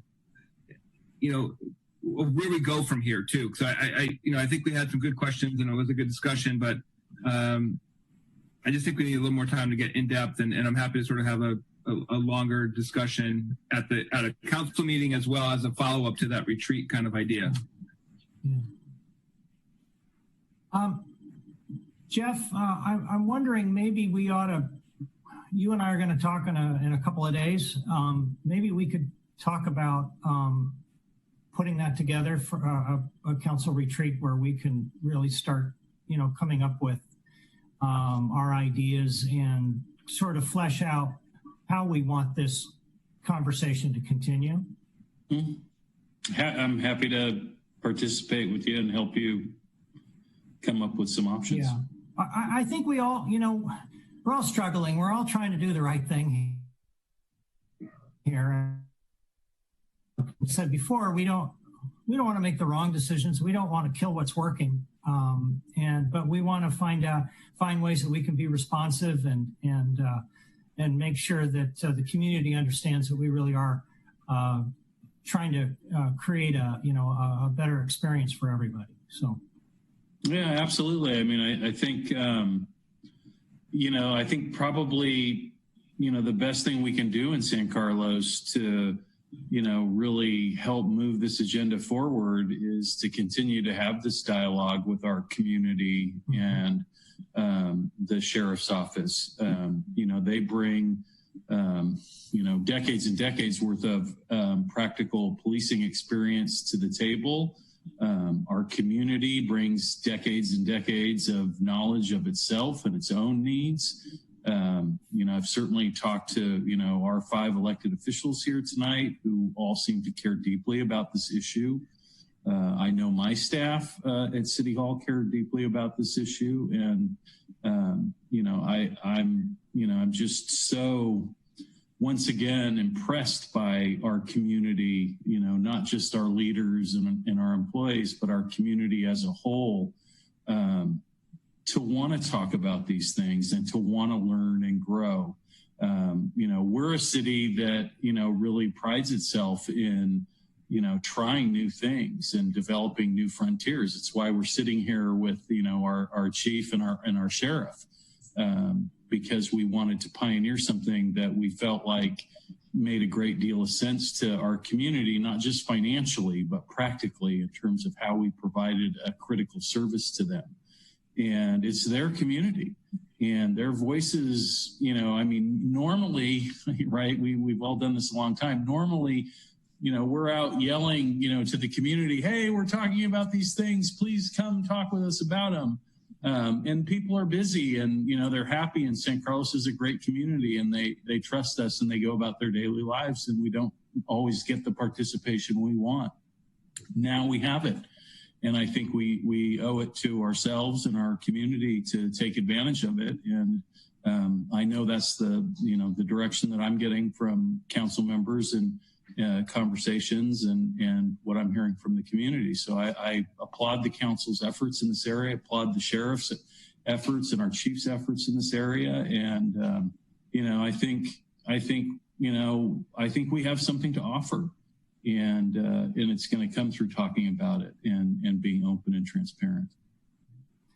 Great. Thank you, Jeff. Thank you, Chief, Sheriff.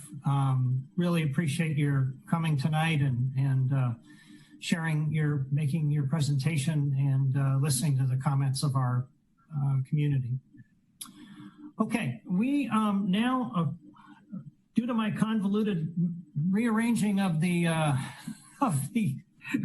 agenda, we're going to move on to, I think we were going to move on to the consent calendar. And Laura, did you want to start on what you suggest? I see your hand raised. think you're muted. Thank you, Mayor Collins. I would like to move that we pull item 7D from the agenda. Okay. All right. Are there any other council members that want to pull items?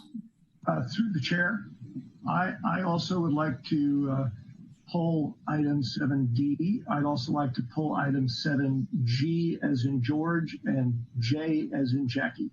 Okay, so we have items 7D, G, and J. We will do that. Do we have any other items before I assume that we've pulled all the ones we're going to pull? Okay. Anyone like to make a motion on that? Through the chair? Yes. Sorry, I forgot to mention that I don't want to speak for Laura. For me, I don't actually need a presentation on the items. I just had some comments that I wanted to make before the vote, and I want to make sure everybody has a chance to make comments on them, but I don't need a presentation on the items that I asked to pull. Okay. All right. That's fine. Okay. I'm anxious for a motion here. I'll make a motion that we pull items 7D, G, and J from the consent calendar. We have a second. We just we need to. Sorry. Can we just move to approve the consent calendar without those items? That's the preferred way to do it. Okay. Thank you. Sorry. The City Council consent calendar items. Now I've got to find the ones you pulled. Hold on one second. A, B, C, E, F, H, and I. Correct. All right. We have a second. Laura, this is why you've got 4 other council members to help you along. All right, Crystal, you want to call the roll? Councilmember McDowell? Yes. Councilmember Obert? Yes. Vice Mayor Palmer Lohan? Yes, and thank you for the help. Councilmember Rack? Yes. And Mayor Collins? Yes. Okay. Well, while we're on these topics, I think probably what we ought to do is just take these items now in order, and we will start with 7D. Mark said he did not need a presentation. Does anyone else want a presentation on this, or did you just want to make some comments? And whatever you'd like to do is fine with me. Yeah, so I would say if there's a presentation available, I'm happy to hear it. I do have some questions about this particular item, so. Okay. All right. I can go ahead and talk to this a little. We don't have a prepared presentation on this, no PowerPoints or anything. Okay. But having been involved with this from the very beginning, I can speak a little bit to this. We are, I guess, just coming to the end of our second 5-year contract with the Sheriff's Office. And to be honest, I'm not exactly sure why we call it a 5-year contract. I think it's just to provide stability to both parties, the county and the city, because it's really a 1-year contract. The contract itself has either party can provide 1-year notice to the other that they intend to terminate the contract, and that's that timeline is just there because for us, if we were to, if the Sheriff's Department was to say they could no longer police our city, we would need at least a year to be able to hire and create our own police department. As the chief mentioned before, just the hiring process alone of police officers is a very lengthy process, and then you have police academies and all the training, field training that happens on top of that before you have a full-fledged officer. So at any time the contract provides for that. Every year the city council, the county submits their cost proposal for the coming year, and then the city council approves it. So the cost increases associated with the contract aren't built into the 5-year framework. They're an annual reoccurrence. And then the contract provides mechanisms and rights for the city in terms of how we would go about wanting to either make requests for increased police services or decreasing our police services, of which, we've done both in San Carlos over the years. and then how those, and then the rest of it is, you know, insurance and, you know, typical contract type language. But I think the things that are critically important to the council would be that you maintain the ability to dictate what types and levels of service you want to have in your community and how much money you're willing to spend on those services. And by adopting this contract, you will continue to have those choices and decisions in front of you. Typically, this would be done right after our budget. This year, it's being done right before for obvious reasons because we've delayed the budget. So when we have our budget discussions later this summer, you'll be presented with a list of options that you may consider in terms of reducing police expenditures due to reduced revenues that are anticipated in the coming year. So this year's contract is approximately $9.2 million, which I believe means that the dollar amounts have gone up about, I want to say about $1.7 million over the last 10 years. You know, I think we heard the chief say earlier that, you know, he estimates, at the time we estimated that we'd save $2 million a year under this contracting formula. And that's a difficult thing to track over time. It certainly has held true in terms of dollars year over year and what we had anticipated. But I think a better way of looking at the contract is to compare where we were in terms of our spending relative to our neighbors 10 years ago. And, you know, for many decades, the city of San Carlos spent about $1 million more a year than the city of Belmont on police services. And I believe that the current budget for the Belmont Police Department is a little over $15 million now. And that's for a police department that is, you know, fairly comparable in size to ours, probably a little bit smaller when it comes to traffic enforcement, roadway and traffic issues, and certainly in terms of investigative service, but the patrol bureaus are relatively very similar in size. So I'd be happy to answer any specific questions that you have, and I believe the chief is still on to answer as well. And I don't know if Carlos our sheriff is still with us, but Carlos and I first worked together to put this contract together 10 years ago when he was the undersheriff and I was the city's administrative services director. So I'm pretty intimately involved with this particular contract and how it was developed and the best practices that went into it. We worked very closely with the Los Angeles County Sheriff's Department in formatting this contract. They were nice enough to send some experts up to help us, and we hired some consultants who had worked with them as they really had pioneered this model of policing in Los Angeles County many decades ago, and had the opportunity over time to really fine-tune the contract matrix. It was very important to us in the spirit of this relationship that we don't think about the sheriff's office as a separate entity. We think of ourselves as a partnership where we work together to serve our community. You know, our folks in San Carlos elect their sheriff throughout the county.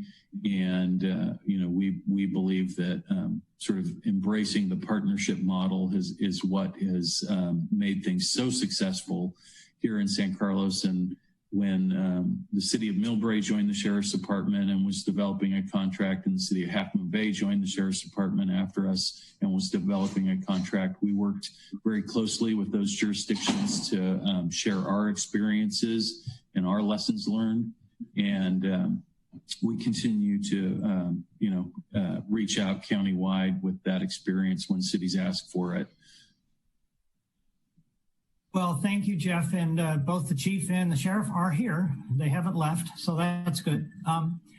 Laura, you had some questions, and you're muted. Unmute. Thank you. I saw Adam's hand up first. So Adam, did you want to pose a question? You raised it. Just a more process question on the consent calendar on these other items about just public comment. I just wanted assume we have to check for public comment. That's just to. I just asked Crystal, and there's no one wishing to speak at the moment. That was my only question right now. Okay. Great, thank you, Councilmember Rock. So a member of the public brought to my attention a concern about the 3.8% increase and the implications in light of the anticipated 10% budget cuts for the city of San Carlos. So Jeff, I imagine this is, if you could field this, that would be helpful for us to understand what the 3.8% increase is, and how does, against this backdrop of the anticipated budget cuts, and kind of what's that? Could you provide some color there, I guess? Sure, I'd be happy to. The terminology that we would use at the staff level would be to call this a base budget. And that's what we do with our own budgeting, right? When Rebecca Mendenhall, our Administrative Services Director, sits down and starts to plan for the basic shape of the next year's budget, she would look at, any contractual obligations the organization might have. Obviously, that would include memorandums of understanding with their employee unions. Those are legal agreements. The city has an obligation to pay those already agreed upon salary and benefits for whatever the term of that contract is. We have other contracts in place for services that we're then legally obligated to pay. We look at things like inflation, all those known costs, and then it tells us, okay, if the council didn't change anything about what we're doing right now, this is what we think it would cost us next year to do exactly what we've been doing. So that becomes the base budget. And then we look at, the last several years, it's been, okay, we think we're going to have a little bit more money than what we're going to need to pay that base budget. And so then we start that dialogue through the budget process with the city council. Here's what we do. Here's how much it costs. Do you want us to continue doing those things? We have some extra money. What kind of things would you like? What kinds of programs would you like to grow or change? Conversely, in downturns, such as the one we're facing now, we create that base budget, and then we see how much money we're short. And then we come to the city council and we say, okay, to be able to do what we were doing last year, we think we're going to be short X number of dollars. And here are some thoughts about how we might, trim back and cut back on things to try to balance that budget. So what the sheriff's contract is telling you is this is the base number to continue to provide the services at the levels that you've had last year currently. And then it's up to the council to balance the budget. So the contract gives you the ability then to reduce services down to the level that you can afford. And so that 3.8% number is just the starting point before the council's budget process brings it back into line to what your spending expectations are for us. So you're not contractually obligated to pay that, that $9.2 million because the contract allows you to reduce services. Thank you. Much appreciated. Sarah? Thank you, Mayor. To follow up on the funding for this evening, I see that there is an additional line item for optional DUI services. Is that something that we need to decide upon tonight, or can we discuss that when we're going over the full-blown budget? You can actually do both. You can approve the contract as it is and then still have that discussion and make changes during the budget discussions in August, or you could adopt it without that particular provision tonight and still then decide to add it back if you wanted to in August. So the only opportunity that you're losing would be for any sort of DUI work in that area above and beyond for the next, approximately 6 weeks. Okay, and just to follow up, maybe Chief Dury, would you like to just briefly tell us kind of the scope of those optional DUI services and how that would be going above and beyond what we have now? Yes, that will add, the extra 50,000 will be for additional DUI enforcement, more DUI cars out on the weekends. And we're really making a big traffic push not only in San Carlos, but all our bureaus, but this obviously is for San Carlos, to do more checkpoints in different areas of the city. And that's what this was for, is for more DUI cars on the road on the weekends and more DUI checkpoints in the city. We did our first checkpoint in the city, I believe it was December 20th of last year. It was very successful, but it's the first one that was done in San Carlos since 2012. And I want to do numerous ones throughout the year, not just one every few years. And that's part of our more of our robust DUI campaign that we're pushing, not only here in San Carlos, but organizationally. That funding will go through that as well. Okay, thank you. Okay, Mark, I believe you had some comments you wanted to make. You didn't raise your hand, but I do remember that you did want to make some comments. Yes, I did, and I'm happy to make them now, or I'm happy to make them after we have a motion and a second, whichever you prefer. Yeah. Oh, well, why don't we get a motion and then and a second, and then then you can talk then. Through the chair, there is a caller calling in, so if you want to take that. Thank you, Crystal. Yeah, let's, before we have a motion, let's take the public comment. Okay.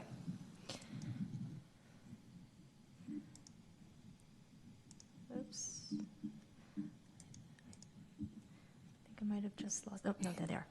Good evening, caller ending in 620. Thank you for joining us tonight. If you could please lower the volume of the meeting in the background. You have 2 minutes to address the council, and then at the end of the 2 minutes, you'll hear a chime indicating that it's time to wrap up. You are now unmute. Please state your name for the record before providing your public comment. Hi, my name is Hannah. I'm a San Carlos resident and an active voter, and I would like to say that I am incredibly disappointed that the City Council is attempting to increase the police budget by 3.8% for this upcoming fiscal year. Meanwhile, the Council has been directed to reduce the overall budget by 10%. This means even more cuts to vital community services such as education, youth programs, libraries, and affordable housing, all of which are especially vital during this current pandemic. Furthermore, the crime rate in San Carlos is less than half that of the state of California and is less than a quarter of the San Francisco crime rate.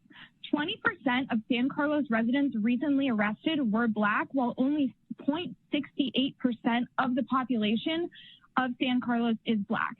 There is no need for increased police budget or increased police presence in San Carlos, especially not when citizens of color are being disproportionately targeted by the police. In conclusion, I urge the council to reevaluate the upcoming law enforcement contract and to follow the example of cities like San Francisco in redirecting funds towards other community services. Thank you for your time. Thank you, Hannah. Okay.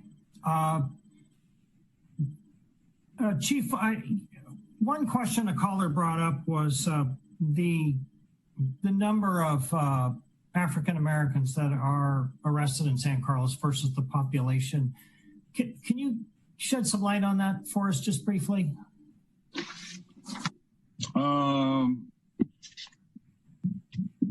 I believe the arrests are you looking for a percentage? No, I'm just wondering, you know, the ones that were arrested, I think, I don't want to speak for her, but I wonder if the people that were arrested were residents of San Carlos, people who happened to be arrested in San Carlos who may live somewhere else. Do you have a lot of arrests for people that are in our town from another town?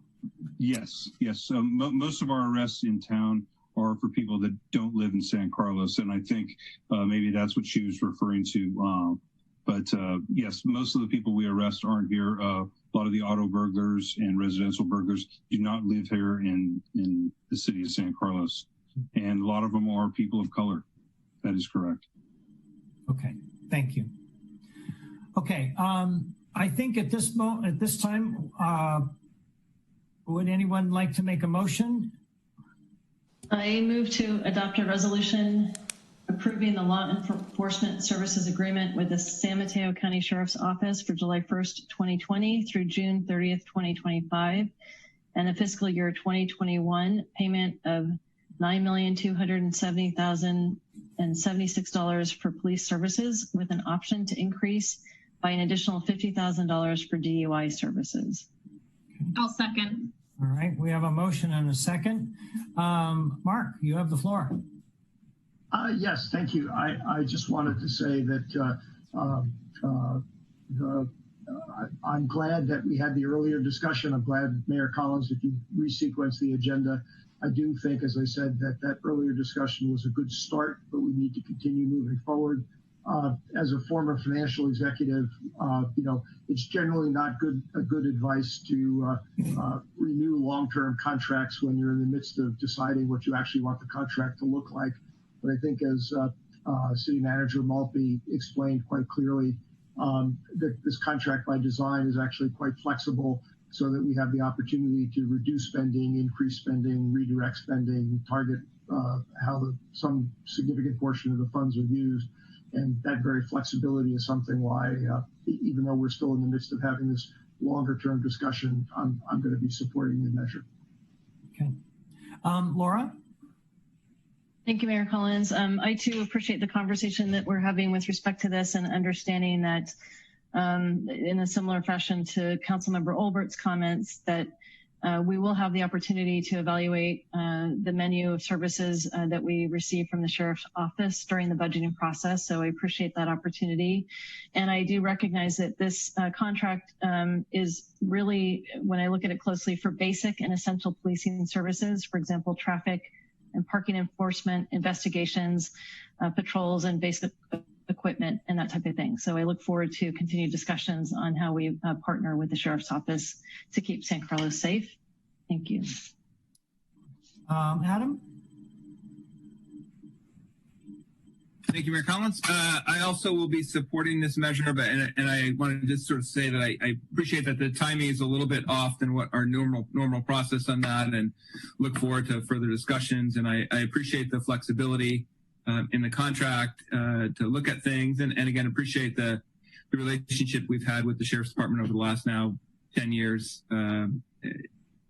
into providing law enforcement services for us and our town. Thank you, Adam. Sarah? Thank you, Mayor. I will keep it brief. I too will be supporting this resolution, but I am looking forward to taking a deeper dive into the budget when we go through the entire process in late August, early September. And I just want to encourage everyone who so thoughtfully weighed in tonight to please also join us again when we review the budget. And I'm looking forward to having public input during that time as well. Thank you. Thanks, Sarah. And I would just add that sometimes it's difficult to understand, how we do things, that just because we take an action that doesn't appear to jive with what the public sentiment is, doesn't mean that we don't hear the public sentiment, and that we are looking at ways of improving our services. This is something that was planned for a long time. It doesn't mean that we're not committed to finding ways to improve how we serve the public. So with that, Krista, would you please call the roll? Councilmember Olbert? Yes. Vice Mayor Palmer-Lohan? Yes. Councilmember Rack? Yes. Councilmember McDowell? Yes. And Mayor Collins? Yes. Okay, and at this time, it is 9 o'clock. I would like to take a 5-minute recess, and then we will, when we come back, we will address item 7G. So we will come back at 9:05. Thank you.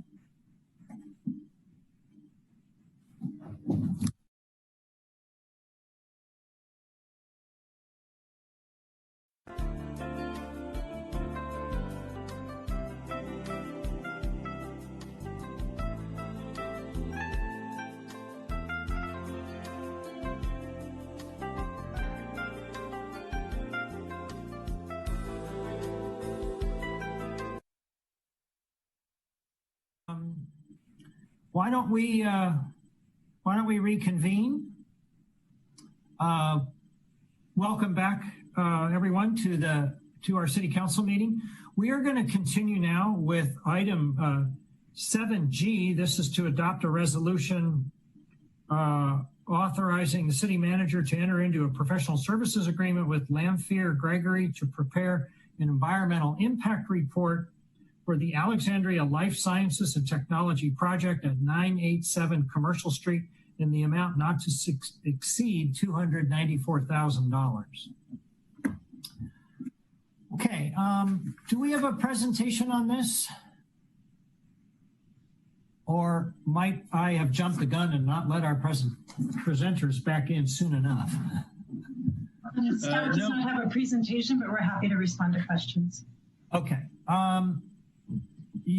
So Mark, I believe you had pulled this item. Did you have some questions for Lisa?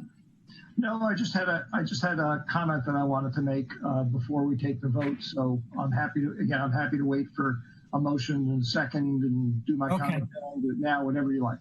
Okay. Well, let's have a motion. I move to adopt a resolution 7G, adopt a resolution authorizing the city manager to enter into a professional services agreement with Lamfair Gregory to prepare an environmental impact report for the Alexandria Life Sciences and Technology Project at 987 Commercial Street in an amount not to exceed $294,000. Okay. Second. And there's a motion and a second. Okay, Mark, go ahead. Thank you, Mr. Mayor. I just wanted to make an observation, which I've made in a different form before, both for my colleagues' benefit and also for the benefit of the public. While the authorization that's being voted upon right now to do the EIR is certainly not the final approval for the project, it is a sign that the project sponsors, Alexandria in this case, are very close to submitting final plans for the city to review and approve, which is itself a fairly lengthy process. But the key thing is that upon the submission of an approval package, let's call it that, the degree of flexibility that the city and the community will have in order to try and perhaps adopt different regulations as to various elements of how the land is developed and how it relates into the broader development plan in San Carlos will go away because the way the law works is to a certain extent, once the plan is complete and submitted, the rules in effect at the time that event occurs is what's binding going forward. We will have the opportunity to negotiate certain things, but there will be other things that we will not have the ability to negotiate. As I've said before in other contexts, that greatly concerns me. This is a gigantic project by San Carlos standards. It will have a very significant effect on what we all know is the jobs housing imbalance in the region and even in San Carlos. And I just regret the fact that we've gotten to this point and have not had an opportunity to even reflect upon whether we want to make some changes to the rules of the game that are going to be applied. So we're going to be going forward effectively with rules that were established probably about a decade ago. And maybe those will meet our needs today, maybe they won't, but the opportunity to change them is essentially vanishing before our eyes. Thank you.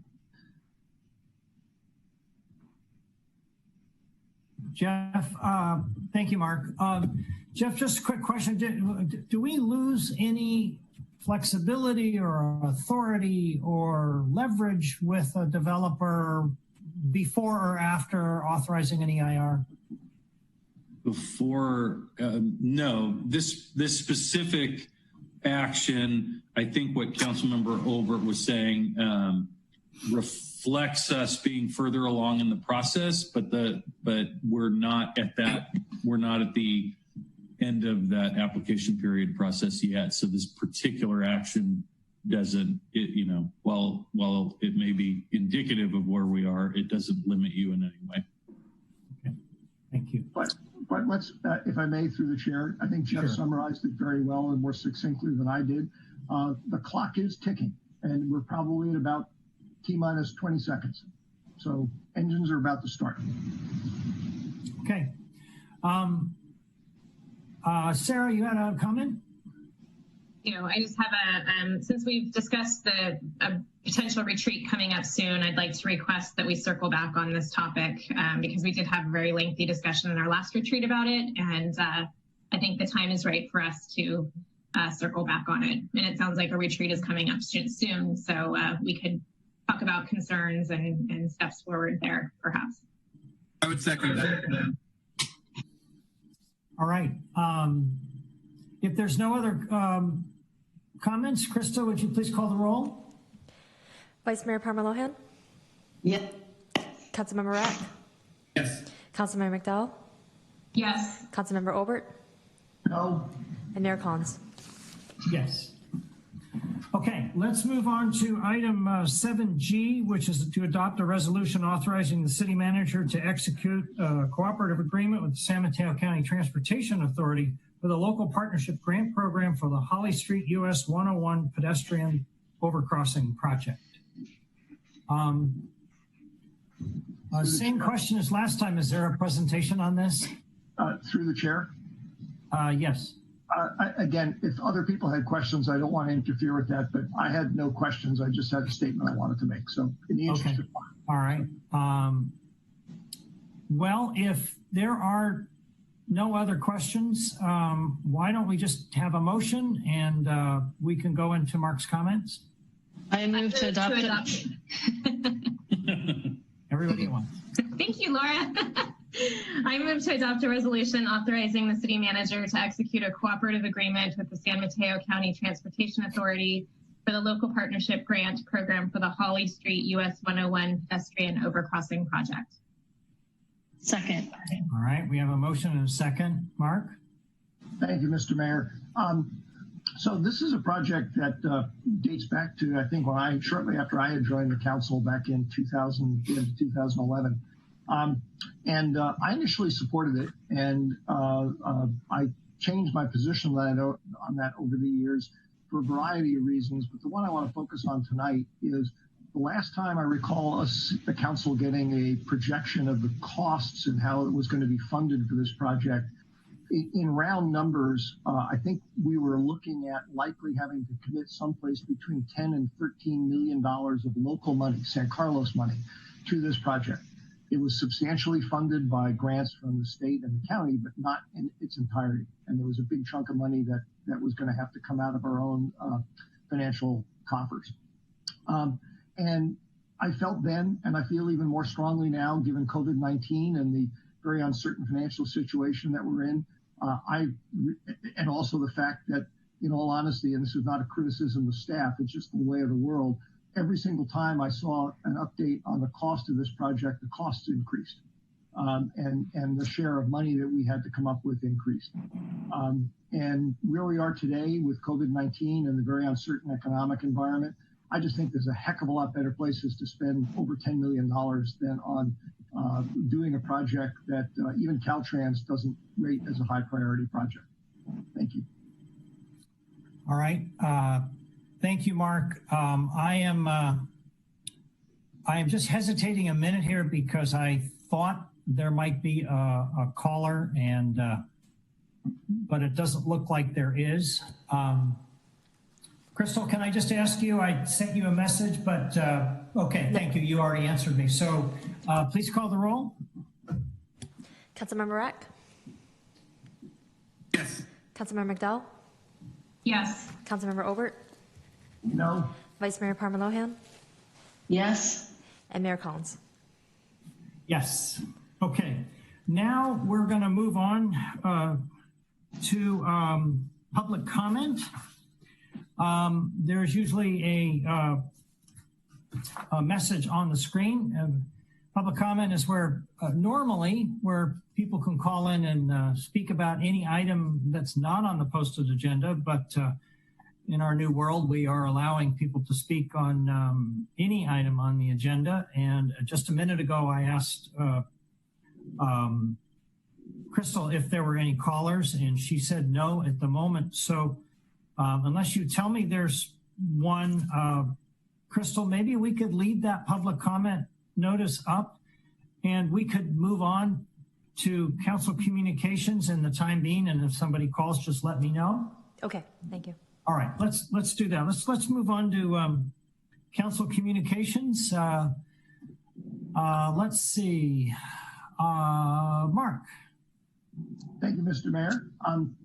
Mark, before you continue, I don't know if it's my computer or what. I'm just tonight, for whatever odd reason, I'm having difficulty hearing you. I don't know if it's a microphone issue or a speaker issue? Can you hear me now? A little bit better. Maybe I should turn up my own volume. Is the problem that it's cutting out, or I'm too quiet, or what? Right there when you said too quiet or what, the volume went up. So don't move your head. Okay. Right there. I'll practice projecting. How about that? Thank you. I've just rarely been accused of being quiet. That's my problem. I just was surprised. So the one comment I wanted to make is, I serve as our representative on the Silicon Valley Clean Water Oversight Board.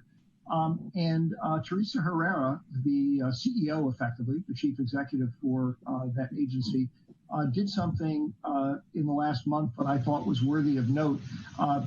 Because of all of the concerns that were swirling around in the nation about Black Lives Matter and police issues and whatnot, even though it had nothing per se or little per se to do with the operations of Silicon Valley Clean Water, she held a impromptu, not required, only participate if you want to, video conference call with her staff, because they obviously were sheltering in place too. And it was very heavily attended. They had a bunch of very good discussions.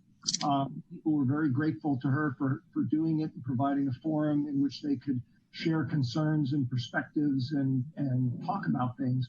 And like I said, even though it was sort of a little bit out of the purview of what you would think a wastewater treatment facility would do, I was very impressed that she took the initiative to do that, and I wanted to give her some public recognition for having done it and having done it so successfully. Great. All right. Sarah? Thank you, Mayor. I have two quick announcements. I sit on the library governing board, and I just wanted to note for the public that tomorrow the Summer Learning Challenge kicks off. There will be grab and go bundles of free books with curbside pickup and no appointment necessary. More information can be found on the library's website. And also today, One Life Counseling did a clothes drive, and there were mountains and mountains of clothes that were donated. And tomorrow is the free clothes giveaway event. It's open to anyone in the community. That'll be at 1033 Laurel Street from 9 to 12 tomorrow. Again, open to anyone. So if members of the community can help spread the word, that would be great. Thank you. Laura? Adam precedes me. Laura, go ahead. If you're ready, go for it. I can wait. Okay, thank you. Sorry, Laura, I wasn't looking. It's all good. Just trying to be respectful. So a couple things. There was a Homes for All funding meeting this week that was attended by myself, council member Sarah McDowell, and community development Martin Romo. And what we talked about there was all of the various fundings available for affordable housing and strategies associated with that. Measure K has about 15 to 25 million for affordable housing. And these programs are really designed to meet the needs of those who are currently not being served by current programs. So very technical in nature, and I was glad that San Carlos had such a strong representation there. It shows me that we're keeping a clear line of sight into future opportunities for us to potentially finance programs. So I appreciate that. Later in the week, there was a steering committee meeting with Homes for All. They talked about the fact that core agencies, which include organizations such as Samaritan House, have $5 million in rental housing support to help us get through COVID-19. So it was good to know that there was an additional funds there. I know San Carlos committed $112,000 specific to San Carlos programs. We also learned that RHNA numbers for the 9 Bay Area counties is expected to be over 30,000 units. Allocation by municipality is anticipated to be communicated sometime this fall. And finally, county staff suggested that a new task force be created that identifies best practices and supportive housing solutions that address the intersections of housing, health, and homelessness. especially given the economic hardships caused by COVID-19. Many are struggling to stay housed, and being homeless also renders one more susceptible to health issues. And I was pleased that the steering committee was unanimously in favor of such an initiative. So I'd expect that we'll be hearing more on that front in the coming months. Thank you. Thanks, Laura. Adam? Thanks, Mayor Collins. I want to just comment on the Laurel Street subcommittee and the Safe Street subcommittee, because we did have a meeting last week to just kind of get an update of where things are with that project. Now that we're sort of entering, I guess, sort of week 2, we've passed 2 weekends on this. We've certainly heard a lot from both the community and from the businesses downtown. I would say for me, at least, what we've heard and what we've heard from the public has been really positive. There's been a lot of energy downtown. Still working out some kinks with the downtown. Certainly have heard some concerns from some of the retailers that it might be impacting their traffic and trying to foot traffic and their businesses. And we've heard from some of them asking for some changes. So we are looking at, for one, some of the requests have been, could there be some parking changes? So we're looking at, the idea of potentially changing some of the parking to 20-minute parking or reduced time limit so people can come and pick up things from stores or from restaurants who may not be doing dine-in at this point. We're also looking at ways to maybe potentially promote all the businesses downtown, retail and everything, so that the city can look at how they can maybe work with the chamber and the other businesses to help support and encourage people to visit all of our establishments in the downtown core. We did discuss the farmers market, and given sort of all that's going on right now, it was suggested that they look at an alternate venue right now in the short term, potentially the Caltrans lot. There is a possible potential for the lot behind over by Blue Line, but that sort of was a backup. I think we wanted to get through these first few weeks and see how things go, and hopefully kind of see if we can potentially bring things back over there. We're starting to see other restaurants and other places opening up and starting to use the sort of the street area. We're also looking at trying to addressing some of the concerns around San Carlos Avenue, where it's some of the layout is challenging for some of the businesses, and we're looking at maybe adjusting some of the barriers where, maybe moving some barriers could open up some more tables for some of the restaurants or other places to give them a little more flexibility. So I think the consensus and Ron can add some things, the consensus from the subcommittee and staff is the work in progress. We're making some changes, and we would think the best road forward is to kind of give this a month. Let's see how things play out, and then sort of hear from the community, hear from the restaurants, hear from retail, and know if we need to sort of make some adjustments one way or the other. We would do that. We also talked a little bit about sort of the, trying to do not 24/7, and from a staff perspective, it gets to be challenging to try and move barriers, do things back and forth from both a cost perspective to us and just a time perspective. I don't know, Mayor Collins, if I missed anything, but I wanted to kind of update everybody what our discussions were. Thank you, Adam. I thought you covered it very well. The only thing I would add is that this is a brave experiment that we're trying. We're going to get some things right. We're going to get some things wrong. To all the small businessmen out there, I am a small businessman. I've been self-employed for 40 years. We hear you, and we're trying to, as Adam says, we're trying to address all these little things. Someone said when they call me, they say, I don't want to bother you. Well, please bother us. We don't know what the issues are unless you tell us. So that's our job, we created this thing, so we want to make sure it works as well for everyone as possible. And we're going to make the changes that we can make and lessen the impact on those as much as possible where we can't really help it. But we are feeling our way along, and hopefully it'll just get better and better. But like Adam says, after a month, I think we'll have a pretty good idea on what direction we need to go next. One other thing I have, and then I'm going to, Mark had another point he wanted to make. I'm on the finance committee for the Caltrain board, and they announced today that if you've all had a Clipper card, which is the card you use to get on Samtrans or Caltrain or BART or Muni, at the end of this year, apparently, you're going to be able to put that Clipper card on your smartphone.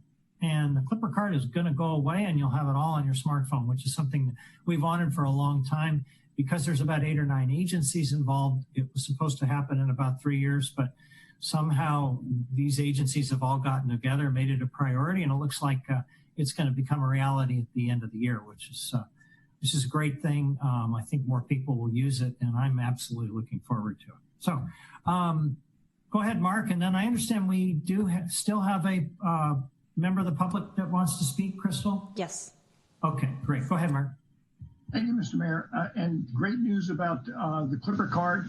I'm just going to hope that by the end of the year, either I'm not wearing a mask anymore or my iPhone knows how to recognize me with my mask on, because right now it's inconvenient to use. But that's not what I was going to point out.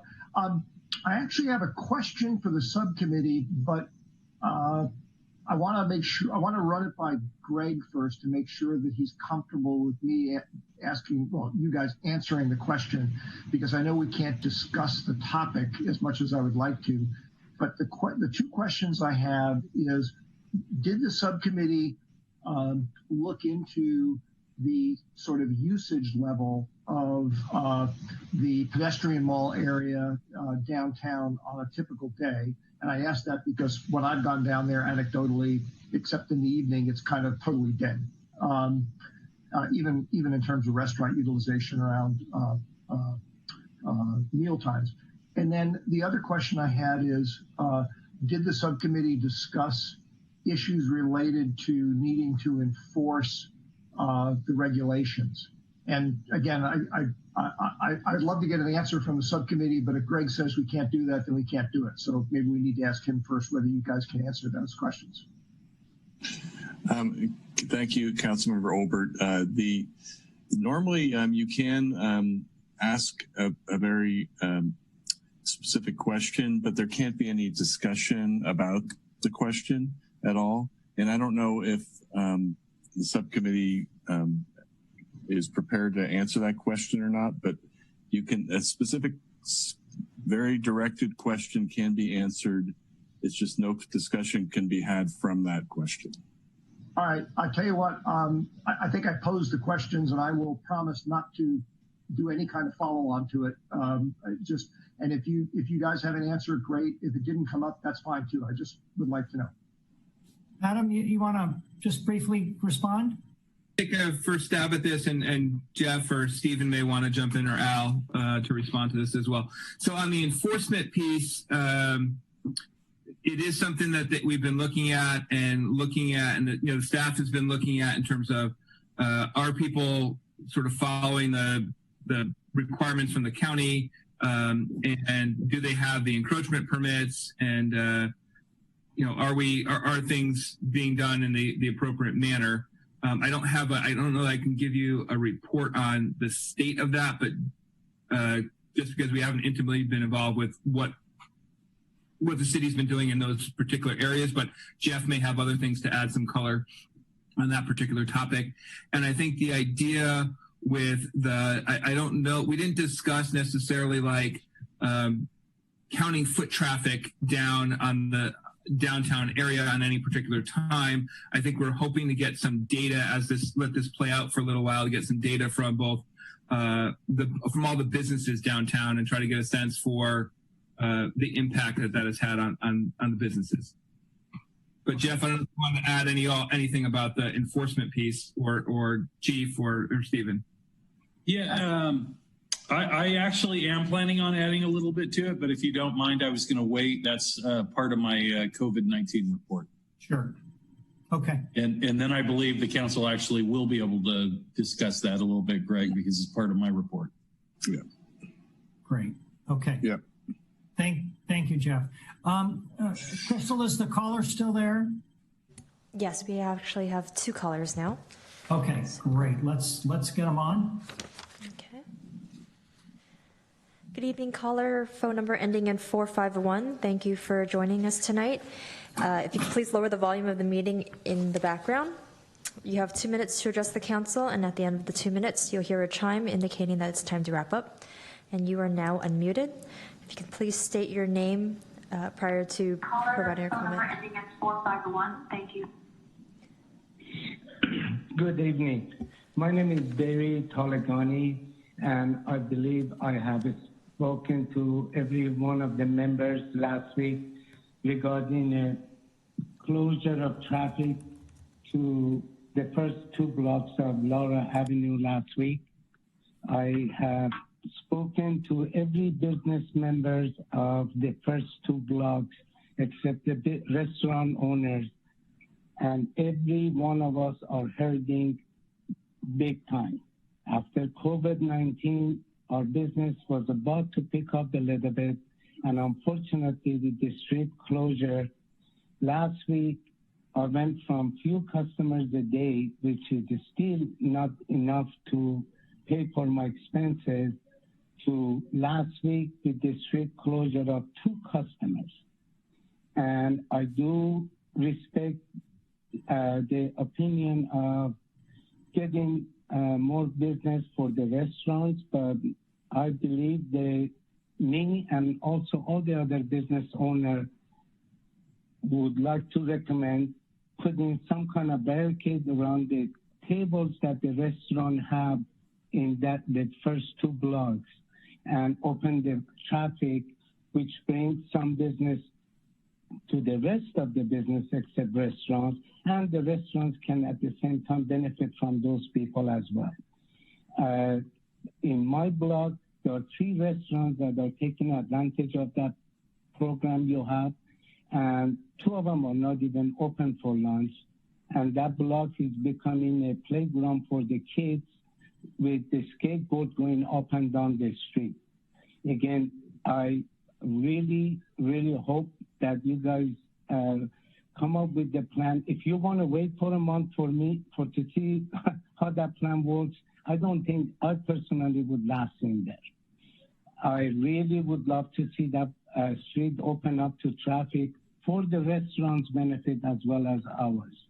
Again, my name is Barry Tolagani with Dynasty Cleaners, and I really appreciate you guys come up with the plan to open it, car traffic to the San Carlos downtown area. Okay, thank you, David. We have another caller, Crystal? Yes, let me let them in here. Good evening, caller. Phone number ending in 121.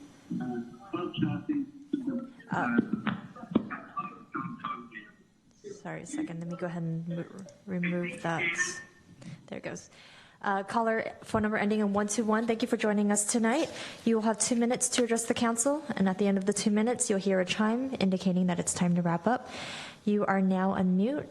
Please state your name for the record before providing your public comment. Hi, my name is Bill Ryan, and I'm a business owner on the block that's being currently blockaded.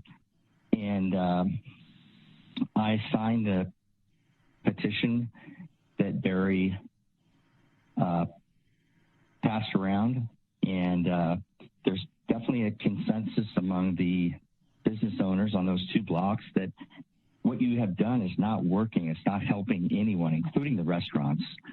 What would be better would be if you could do the parklets like you did on the other blocks. I think that seems to be working. I was downtown tonight for dinner with my family, and those parklets seem to be working on the other blocks. I don't know why you would block the whole street. It doesn't seem to be creating an environment that either helps the restaurants or the retail. I don't know why you need a month. You just need to go down there and see that it's not working. I don't know what studies you've done. I don't know if you did a market study. I don't know if you did an EIR. I don't know that you did a traffic study. You just went ahead and did it, and now you're going to wait a month to see if it works. It's not working. You need to open up the street. Let us have our businesses opened up. And if you want to do an experiment with parklets. Don't shut down a city street. It's totally unfair to the businesses that have invested their livelihoods. It's a ridiculous experiment, and it needs to end. Thank you. Thank you, Bill. Crystal, are there any more callers? Yes, one just came in. Okay. Let them in. Good evening, caller. Phone number ending in 355. Thank you for calling into the San Carlos City Council meeting tonight. You'll have 2 minutes to address the council, and at the end of the 2 minutes, you'll hear a chime indicating that it's time to wrap up. And if you could state your name before you begin, you are now unmuted. State your name before you begin. You are now unmuted. Hello, my name is Denise Kirksey.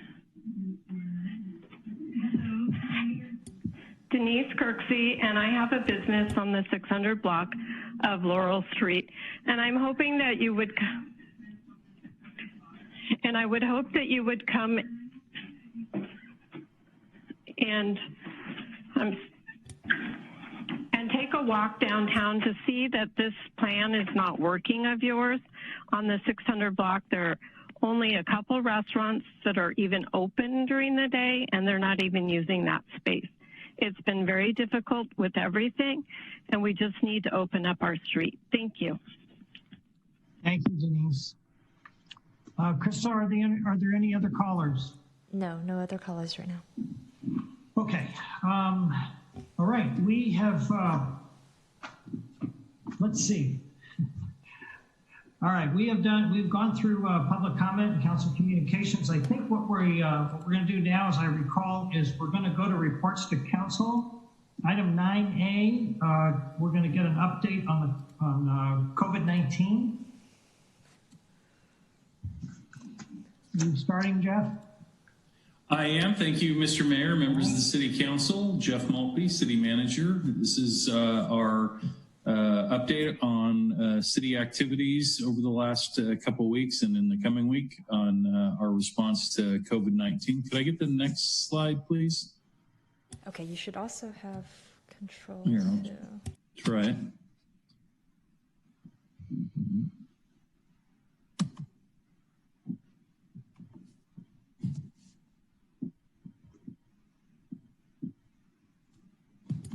Okay, I'll go ahead and take over. Thank you. All right, the San Mateo County Health Order, the county continues to update this order on pretty much a weekly basis. June 17th, the county obtained permission from the state of California to move further into their reopening plan. The health official for the county issued a new health order, which has eliminated most of the existing restrictions. Businesses can now open as long as they ensure staff and patrons follow health order guidelines in terms of social distancing and wearing masks, providing hand sanitizer, those types of things. Essentially, Dr. Morrow has shifted the burden on addressing COVID-19 risks to individuals now rather than the government, and that's the existing paradigm that I know our business community right now, and as well as our local government, are starting to shift into addressing and working under this particular order model. Next slide, please. The state budget, the legislature approved the budget on June 15th and forwarded it to the governor for approval. The governor's not expected to approve it in its current configuration, and we're expecting long negotiations to be undertaken in Sacramento. That's not totally uncommon when there are difficult state budgets to adopt. Sometimes it takes many months, but we'll continue to watch that as it has impacts for us here in San Carlos and throughout San Mateo County. And we will continue to monitor that situation and report back on anything that's pertinent to San Carlos. I know part of the legislature's budget was to rescind all cuts to K-14 education, no matter what the federal government does. So we'll see how things are worked out in that regard in Sacramento. I know the city council, many of the members, as well as the city organization, has sent letters to our state legislatures urging them to rescind those K-14 education cuts. Next slide, please. Service and expenditure impacts. Budget reductions are in the works with reductions in staff salaries and benefits leading the way that have already taken place. These are the city budget that we're talking about, and we touched on this earlier this evening. Staff will be returning to work at city facilities on June 29th, so a week from today. That's our target goal, and we're working towards that reopening this week. So we'll have staff back in the office, and we'll begin offering services to the public in person at City Hall. We have our public works staff has really been very wonderful in terms of preparing our facilities with temperature check monitors and sneeze guards on our public windows and additional protections, screens around cubicles in our office. We're scheduling additional cleanings of our city facilities and doing everything we can do to help ensure that we're providing a healthy and safe working environment for our employees, as well as to members of the public who come into City Hall for services. Access to some of our city facilities will be limited to ensure social distancing so that we're in compliance there, and we're working out procedures on how to do that. It's not typical on any given day that we would see large crowds of public inside City Hall, but sometimes, folks arrive all at the same time, particularly at our planning and building counter and that sort of thing. It will likely take a little bit longer for us. We're monitoring our adult community center and its activities to try to determine the most appropriate time and how we would provide certain services to our senior community and population. Obviously, we've been told by health officials that particular population is particularly vulnerable to COVID-19, and we want to make sure that we've done everything we possibly can do to keep our wonderful senior community safe and healthy as we begin to reactivate some of those services. So you're likely at your next meeting likely have another update focused more on the youth center and the adult community center. Our bocce courts, tennis courts, and dog parks are reopening, and we're looking at sort of next steps in terms of playgrounds and fields and other amenities. We're still waiting on the health order. I know there's a lot of discussion in our community around sport leagues and practices and trainings, and other communities are doing different things. Our interpretation of the current health order is that those activities are still not permitted, and simply calling an activity that's been a league or a practice for a long time a camp isn't, in our opinion, coinciding with the intent of the health orders. So we're having those conversations with the county in terms of what that means, and I personally, this is just anecdotal, but I do expect to see in the next couple of weeks a likely change in that particular area, starting to allow some of those activities on a limited basis. Some of the national news on that hasn't been particularly good, with some of the national sports leagues' attempts to reopen practice facilities and training camps and that sort of thing. But I'm hoping that at the local level, we can have a little bit more success, particularly with our youth populations. But we're waiting on the county health officer to make that clarification and make that clear countywide. Next slide. City actions. The Laurel Street closure has been in place for a little over a week now, and we're working with the businesses in the communities to optimize water wall placements and to help secure permits for use of cities right away. Staff will also add some additional 20-minute temporary parking stalls in the downtown area. As you know, we've already added even more accessibility parking spaces than we had previously in the area. We're doing A-frame signage along San Carlos Avenue and Laurel Street, reminding restaurants and diners about county health orders and rules, including wearing masks when in public. The weekend bike loops will commence this week. Message boards were deployed to advertise the routes and this bike loop and pedestrian loop happening. So we're getting geared up for that. I would say that the first week of activity in the downtown was fairly chaotic. We had a lot of communication with the restaurants and businesses in the downtown about what's permitted and what's not permitted in terms of helping them. We had, for much of last week, quite a few still incomplete applications for the encroachment permit to be able to use the street. The difficulty, that we're not charging for the permit. It's relatively simple application, but it does require that they have their health plan attached, which is a county health order or state health order requirement. And then we're requiring proof of insurance. And it seems like that message has got out. Most, if not all of the applications are now complete. There might be just a couple outstanding still that we're working with, but I know the businesses have really kind of regrouped on that and gotten that taken care of. So that's great. And we really appreciate that.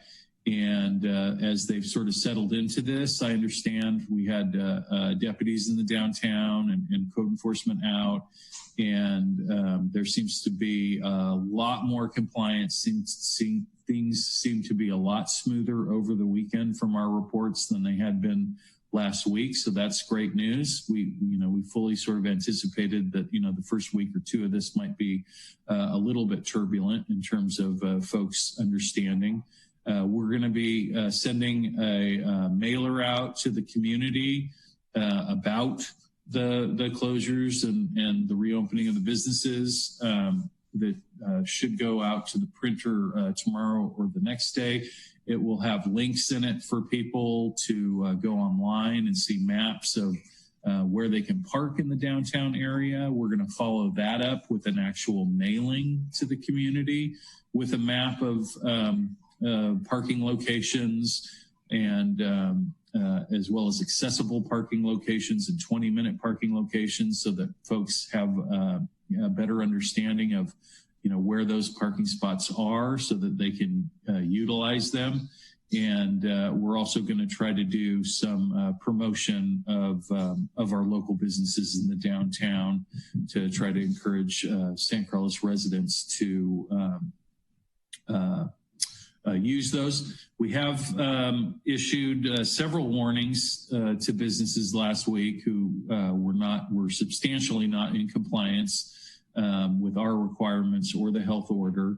One citation to a business was issued that will be a criminal citation that will go through the process now.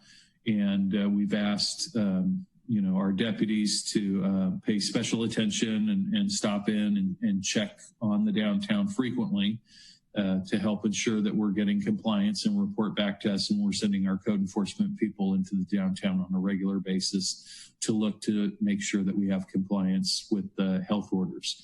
One report that we do continue to get, and this is really where this is a three-way partnership between the city, the business community, and the residents and community members of San Carlos. And we all need to work together and collaborate to make this successful. And one area where we are seeing maybe less compliance certainly than we would like to see, that is in the wearing of masks in our downtown.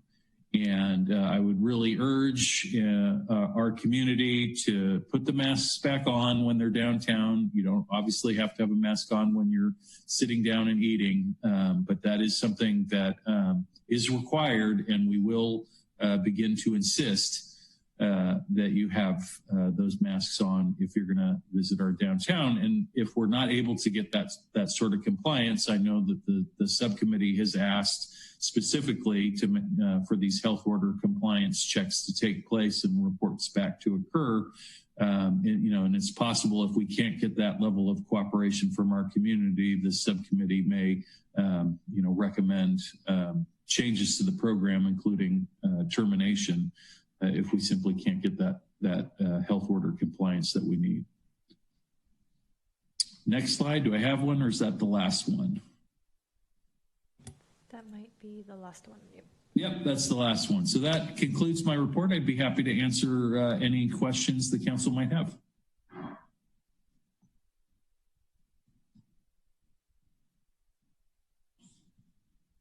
You're muted, Ron. So before we get to questions, has anybody called in? No, I'm not seeing any calls. Okay. Adam. Thank you, Mayor Collins. Jeff, thanks for the report. I just had one sort of comment. I appreciate the follow-up on trying to sort of promote all the businesses and get that and the sort of update on the enforcement. I guess one thing we've heard that we might think about is some better signage downtown in terms of where some of the parking is. I know you've got the maps and other stuff, but sometimes people might be just trying to drive there and may not know that where to go for Wheeler Plaza and where the 20-minute parking is. So if there's ways to look at some on-the-ground signage, I think that would be beneficial as well. Okay, great. Okay, Laura? Great. Thank you for the update, Jeff. I really appreciate it. COVID-19 has wreaked havoc on so many, and I really appreciate the feedback from the business owners tonight, the open line of communication the subcommittee has with what's happening with downtown and the staff, because it really is going to take us all working together to figure out how to navigate the complexities of emerging from shelter in place with a backdrop of COVID-19 being ever present in our community. I'm also appreciative, Jeff, of your report that a flyer will be sent out to the community to describe what the program is. There was overwhelming community support for this initiative, unlike anything I've seen since I've been on council. And that being said, I was on a call today with some community members who were unclear about what the changes were downtown and actually where the parking was. So I think this flyer would be helpful to that. To the extent that we can, communicate in other social media channels as well. I know staff does a great job of reaching out into all of the various, communication channels. I think it would be helpful to communicate what's happening downtown and the fact that it is open and what's expected of them, including maybe some additional messages to your point around the wearing of masks, if that's already been an observation that is concerned about. One question I have is around kind of measurements of success.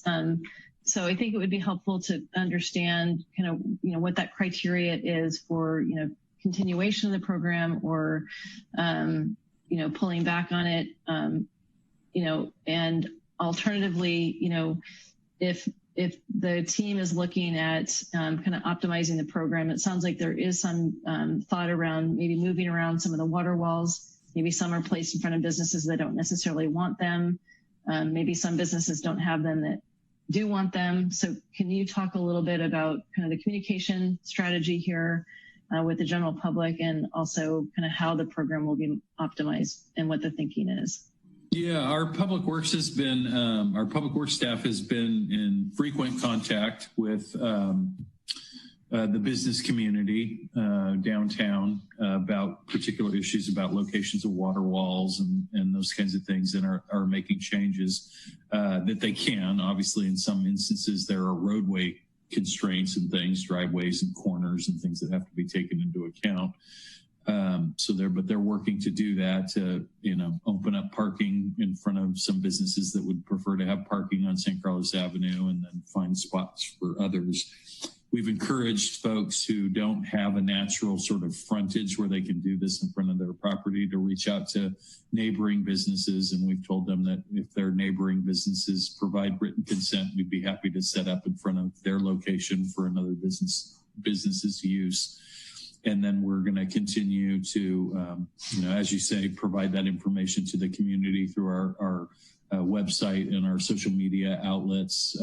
For many folks in our community, that's a very easy, quick, and timely thing to do, and we can update it as there are changes. The hard copy stuff is harder to update, obviously.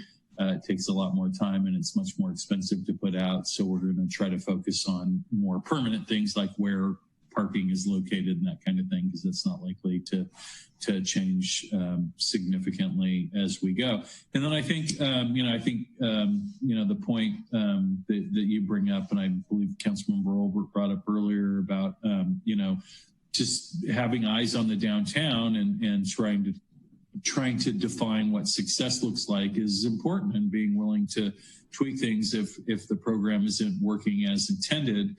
I think one of the things that maybe sometimes gets lost in the discussion that I recall is that, this was probably the focus of this really was more about residents than it was about businesses, providing the residents an opportunity to go downtown and utilize their downtown.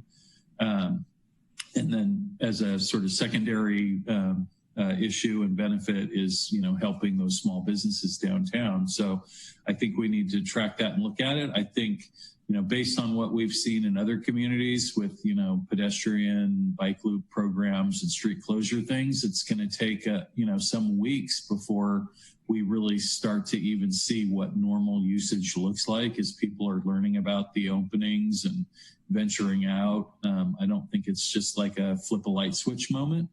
And so it's just, a matter of sort of, letting things play out a little bit downtown and seeing how the public, what the public usage and the business usage looks like. I think I heard today anyway, for the first time that town is planning on reopening now in July and taking advantage of this program as well. And that's so, we're still getting, new applications in from businesses in the downtown who want to participate in the program. So I don't think what we're seeing today is going to by any stretch be, what this final program looks like going forward. And then, we'd be happy to make the changes and modifications that the council's interested in making. Thank you. Hey, Mark. Thank you, Mr. Mayor. Let me start off with two questions, and then I have a number of sort of comments to make. Jeff, you mentioned that there was one restaurant that I gather because they failed to heed a number of warnings that they actually did get a criminal citation, or a citation that's working its way through the criminal justice system. Did I hear that correctly? You did, yes. Are they still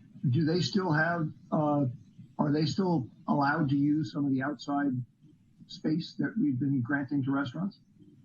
They are, now that they are fully in compliance with the health order and all our standards.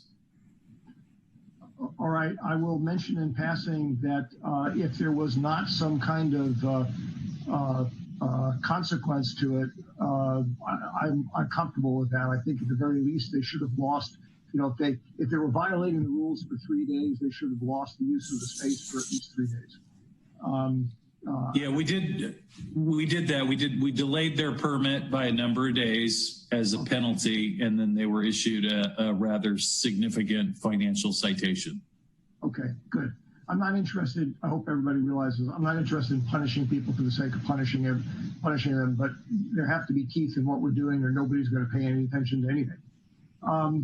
The second question I had, just as a minor one, I've noticed in walking around downtown that I don't even know which restaurant it is. It looks like somebody has been setting up tables in Harrington Park.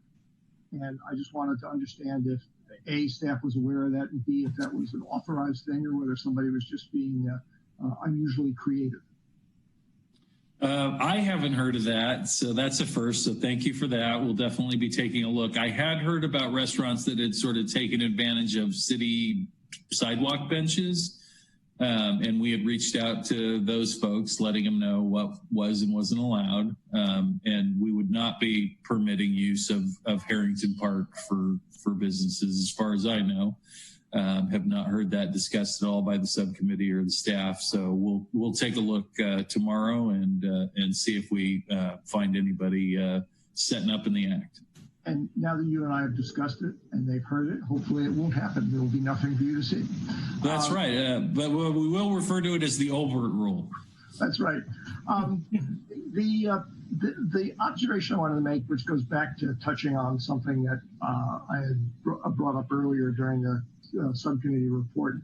And I want to emphasize here that, you know, the support for doing this, running this experiment was unanimous, and I certainly supported it. But I also have to tell you, again, my anecdotal experience, I go downtown basically almost every day, sometime late morning, early afternoon, lunchtime, whatever. Those couple of blocks of Laurel Street that we've completely closed off, they're totally dead. I mean, dead. There's barely, usually, I think as one of the callers said, even the restaurant spaces in the parklet areas are barely being used. And I am not criticizing any of us for having supported doing this, because like I said, I supported it too. But personally, I'm very uncomfortable with the idea of waiting even a month to gather data, because I think I've seen enough data already to indicate to me that whatever the long-term trajectory of residential or resident use of a pedestrian mall ends up being, I think a better trajectory at this point for us to follow would be to open up the streets for most of the day, leave the parklets in place, add some new ones if we need to around specific restaurants, but otherwise open up the streets, maybe close them down, you know, late in the afternoon, so the dinner time hour, which is when, in my experience, most of the usage is occurring, even on Friday and Saturday nights. And otherwise, basically, you know, give the retail stores, the non-restaurant retail stores, back the parking spaces that they currently don't get to utilize. If it turns out that we see a growing interest in throughout the day, earlier in the day, contrary to what I said, of people coming in and wanting to be milling around and socializing downtown safely, then we can always revisit that. But I really think we ought to fairly quickly make an adjustment here, not wait a month to see what's going to happen. Whatever the actual financial impacts are, I can only imagine if I was a small business owner struggling with things as they were, you know, the difference between a month, making a change in a month or making a change in a couple of weeks could be a big difference. And I don't want to, you know, I don't want to raise fears for people of their livelihood any more than have already been raised. So that's sort of my perspective based on me going downtown. I don't know what my colleagues have seen if you've gone downtown during the day, but I really think we ought to make a change sooner rather than later. Thank you, Mark. If there are no other comments, Crystal, I just want to check in with you, see if anybody's called in. No, there are no calls. Okay. Unless there's any other questions, I'd like to move on to 9B, which is to get an update on the public safety power shutoff action list. I think we've got a lengthy list of presenters. Jeff, in the interest of time, I know everybody's put a lot of work into this, and I really appreciate this. I'm just wondering if they might be able to give us the executive summaries on this, because I know that this was a fairly extensive list of items that and work that we gave you all 7 months ago. So I very much appreciate what what they've done, but because we're past 10 o'clock and we still have other things to cover. Well, in my experience, Mr. Mayor, when the council asks for the executive summary, they tend to get the executive summary. So we'll turn it over to our presenter here and all right. Look for the Cliff Notes. Okay, thank you. All right, good evening, Council. Nicole Scott, Senior Management Analyst in the City Manager's Office. I'm here to bring you the executive summary of our PSPS report. Let's see, Crystal, how do I go forward? You should be able to just progress with your arrow keys or toggle down to the left side. Doesn't look like I have the capability. Oh, okay, I'll take over.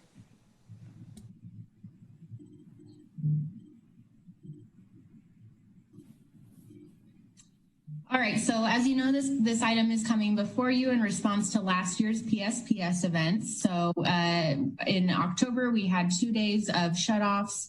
Council had a special meeting to hear from the public and hear from staff on the response to those events, and came up with a list of items for staff to study and bring before you this evening. So we've assembled an analyst working group to research the assigned tasks.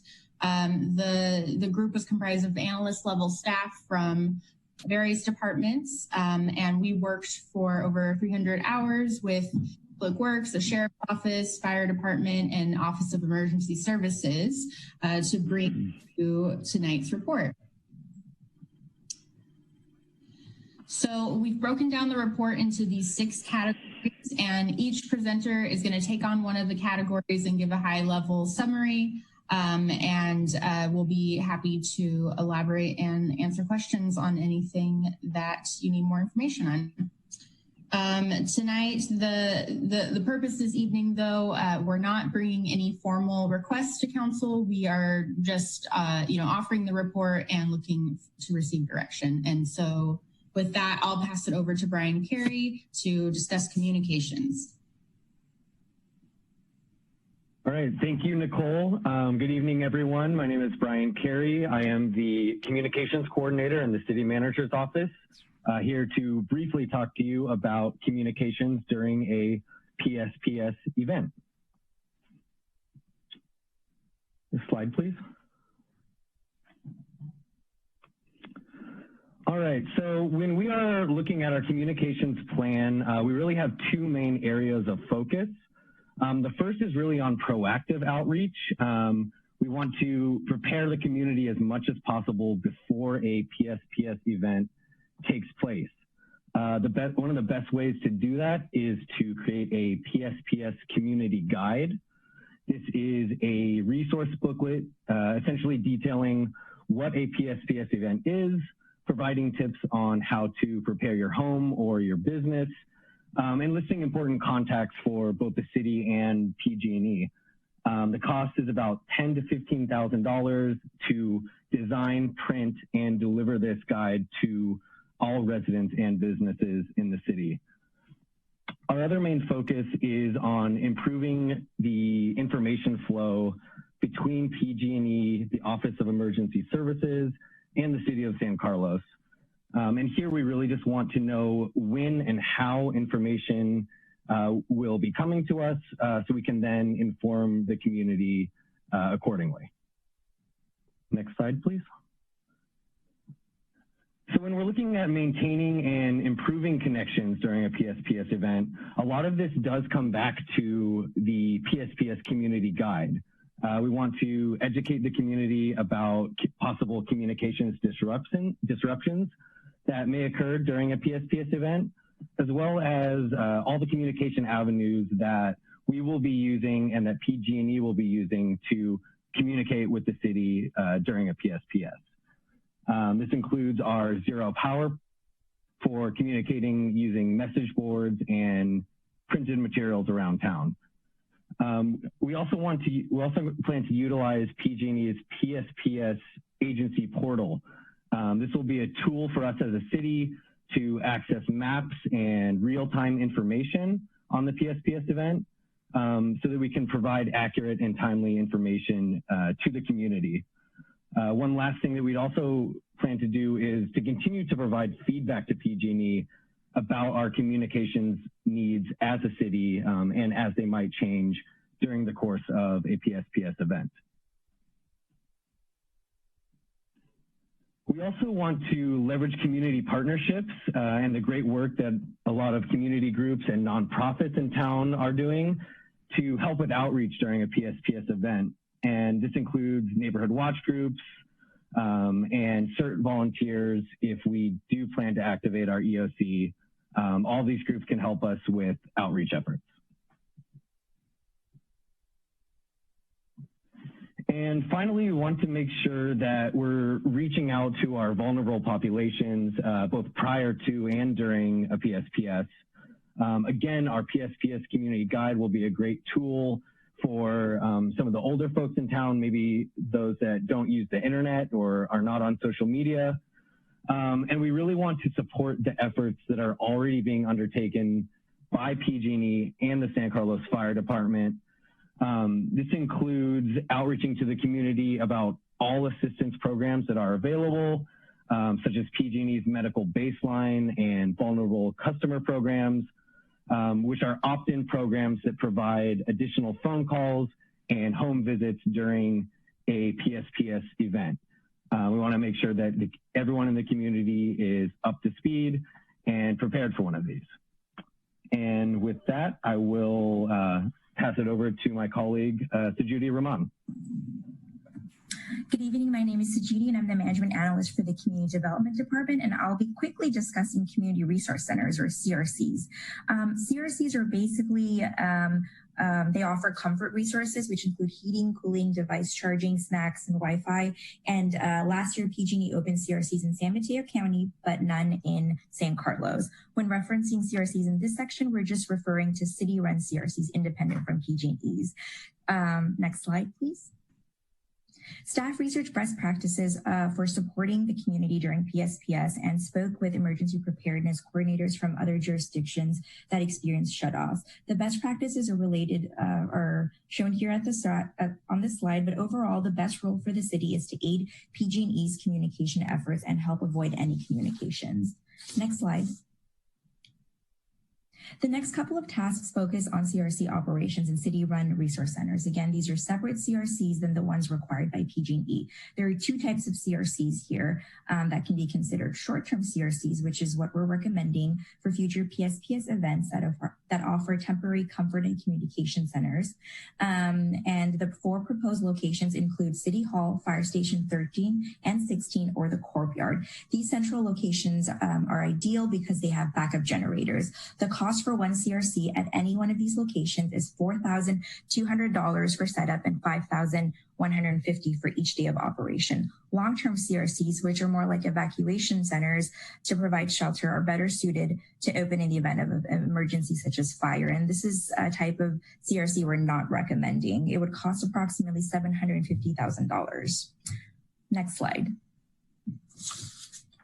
To ensure proper public use of the CRCs, if activated, staff developed a set of guidelines with feedback from Public Safety, Parks and Recreation, Public Works, and the city attorney. The guidelines aim to help the community feel welcome and safe and include 4 important elements: hours of operation, behavior guidelines, resource use parameters, and infectious disease outbreak protocols in light of COVID-19. Next slide.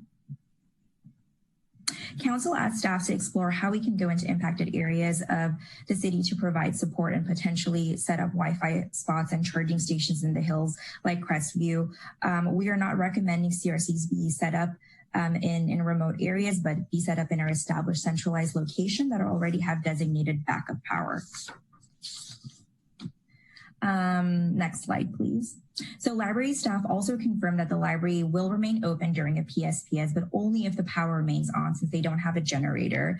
If continuous service at the library is a priority, there's an option to install backup power equipment, which costs approximately $750,000. However, because of the limited space, kitchen size, and resources at the library, the youth center or the ACC would be better candidates for this type of improvement.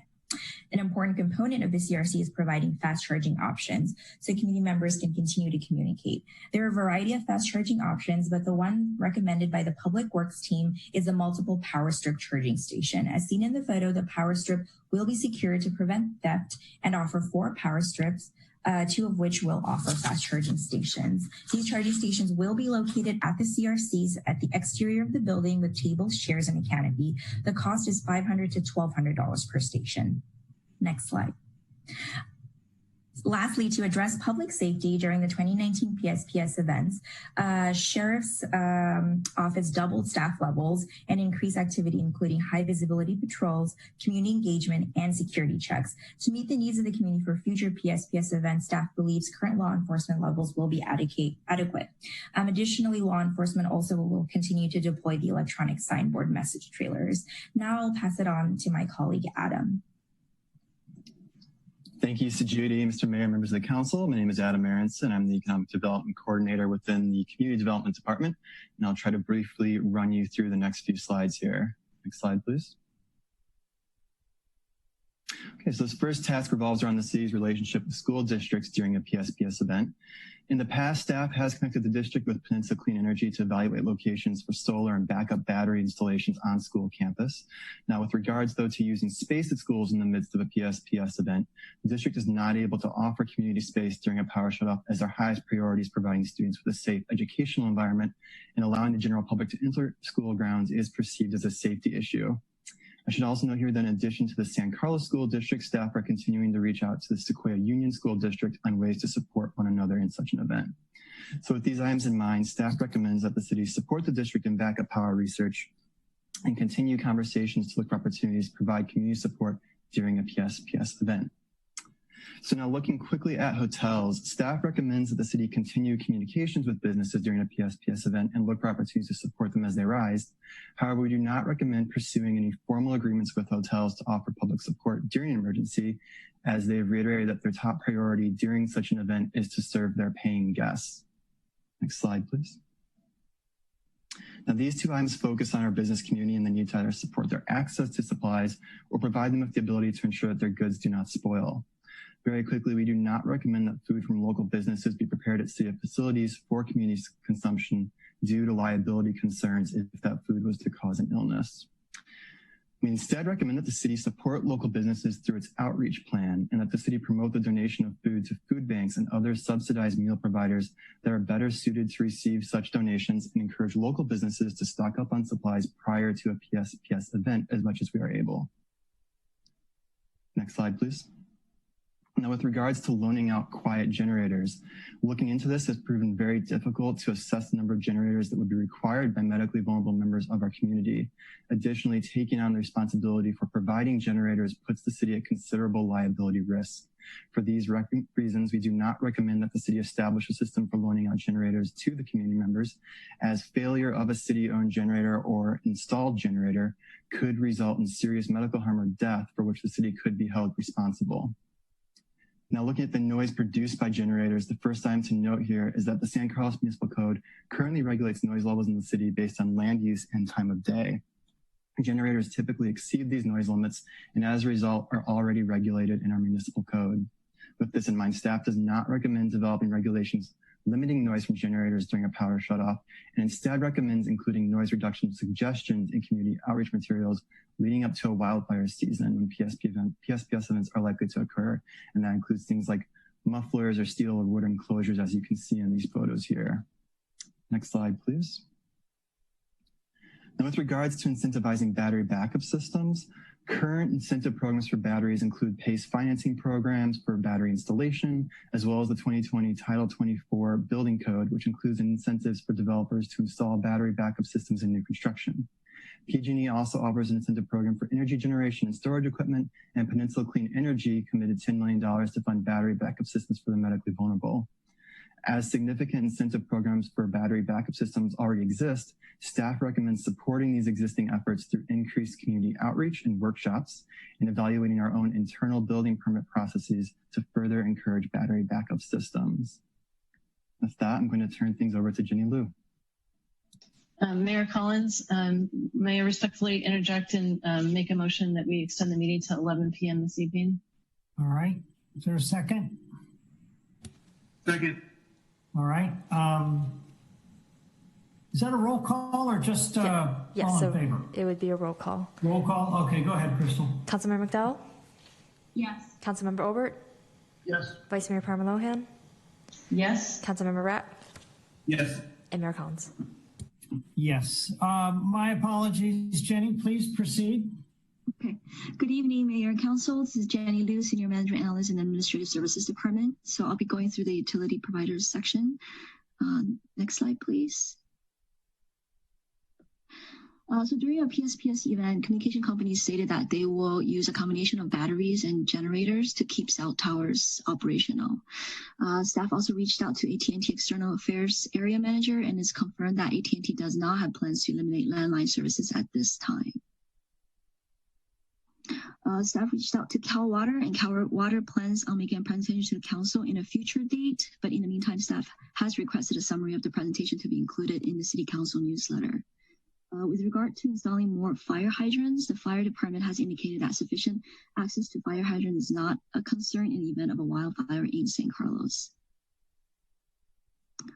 Staff spoke with the general manager of Silicon Valley Clean Water about its response plan in the event of a PSPS. An article on this topic was in the January 17th council newsletter.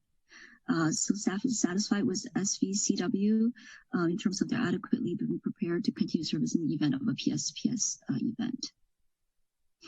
PG&E has the self-generation incentive program for businesses and residents installing equipment that generates and stores energy.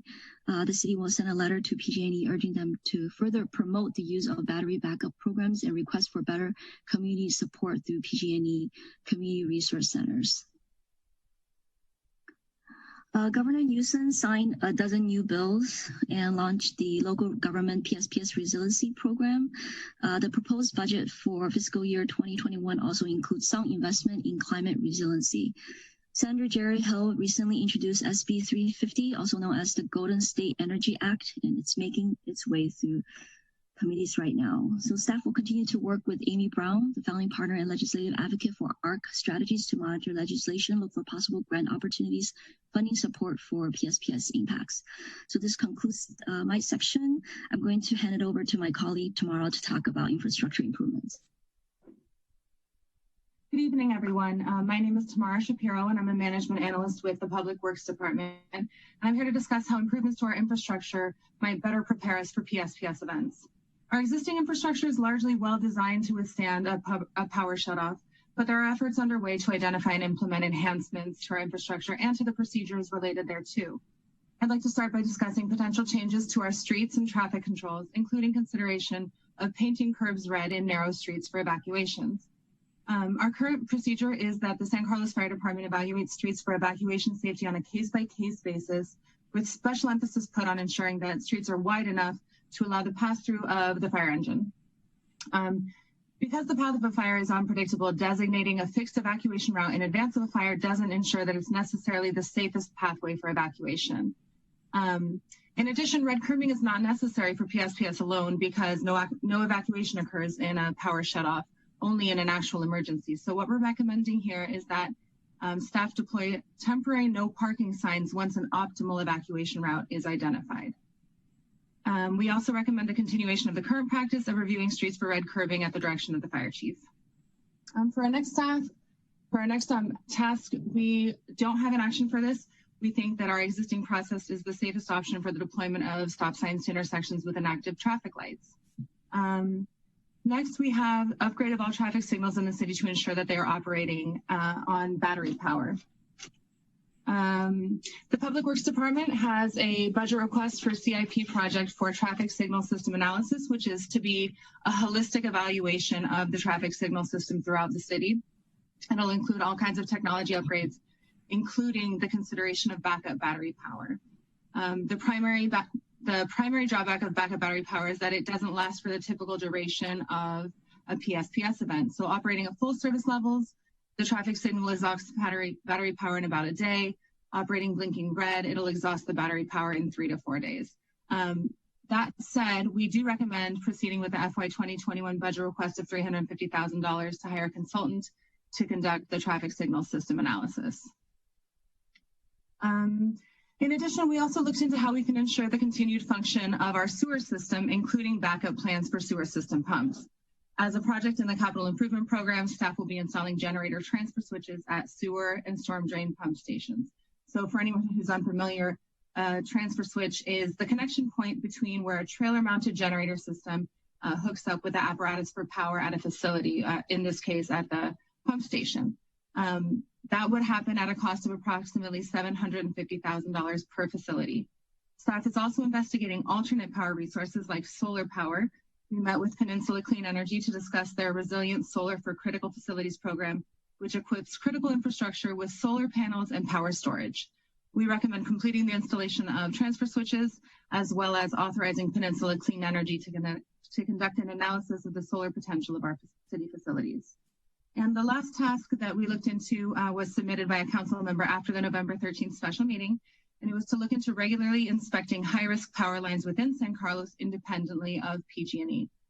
Currently, this is governed by the California Public Utilities Commission, which requires that PG&E maintain a safe and reliable electric system with mandatory intrusive inspections of power poles and power lines. For this item, we consulted with the Director of Sedgwick Litigation Management, who does not recommend that San Carlos incur either the responsibility or the liability of independently inspecting power lines. City staff don't have the requisite experience or training to conduct these inspections safely or thoroughly. Instead, staff recommends educating residents on how to recognize dangerous vegetation growth near power lines and encourage residents to report this dangerous growth to PG&E. Those are the infrastructure-related items that we explored, and with that, I'll pass the torch on to Adam Lokar. Thank you, Tamara. My pleasure. All right, good evening. My name is Adam Lokar. I'm management analyst with the city manager's office. I'll be taking us through the final section here, and these are tasks related to emergency preparedness and hazard mitigation. Great, so one of the most important components to enhancing our own resiliency to power shutoffs and natural disasters is having reliable access to backup power at our critical facilities and fuel for first responder vehicles. So currently our city hall, the corporation yard, and both fire stations have backup power through generators, and all first responders can refuel at the corp yard. When it comes to earthquake readiness, Fire Station 16 was deemed the most vulnerable based on a previously conducted study, but that is being addressed through the renovation project.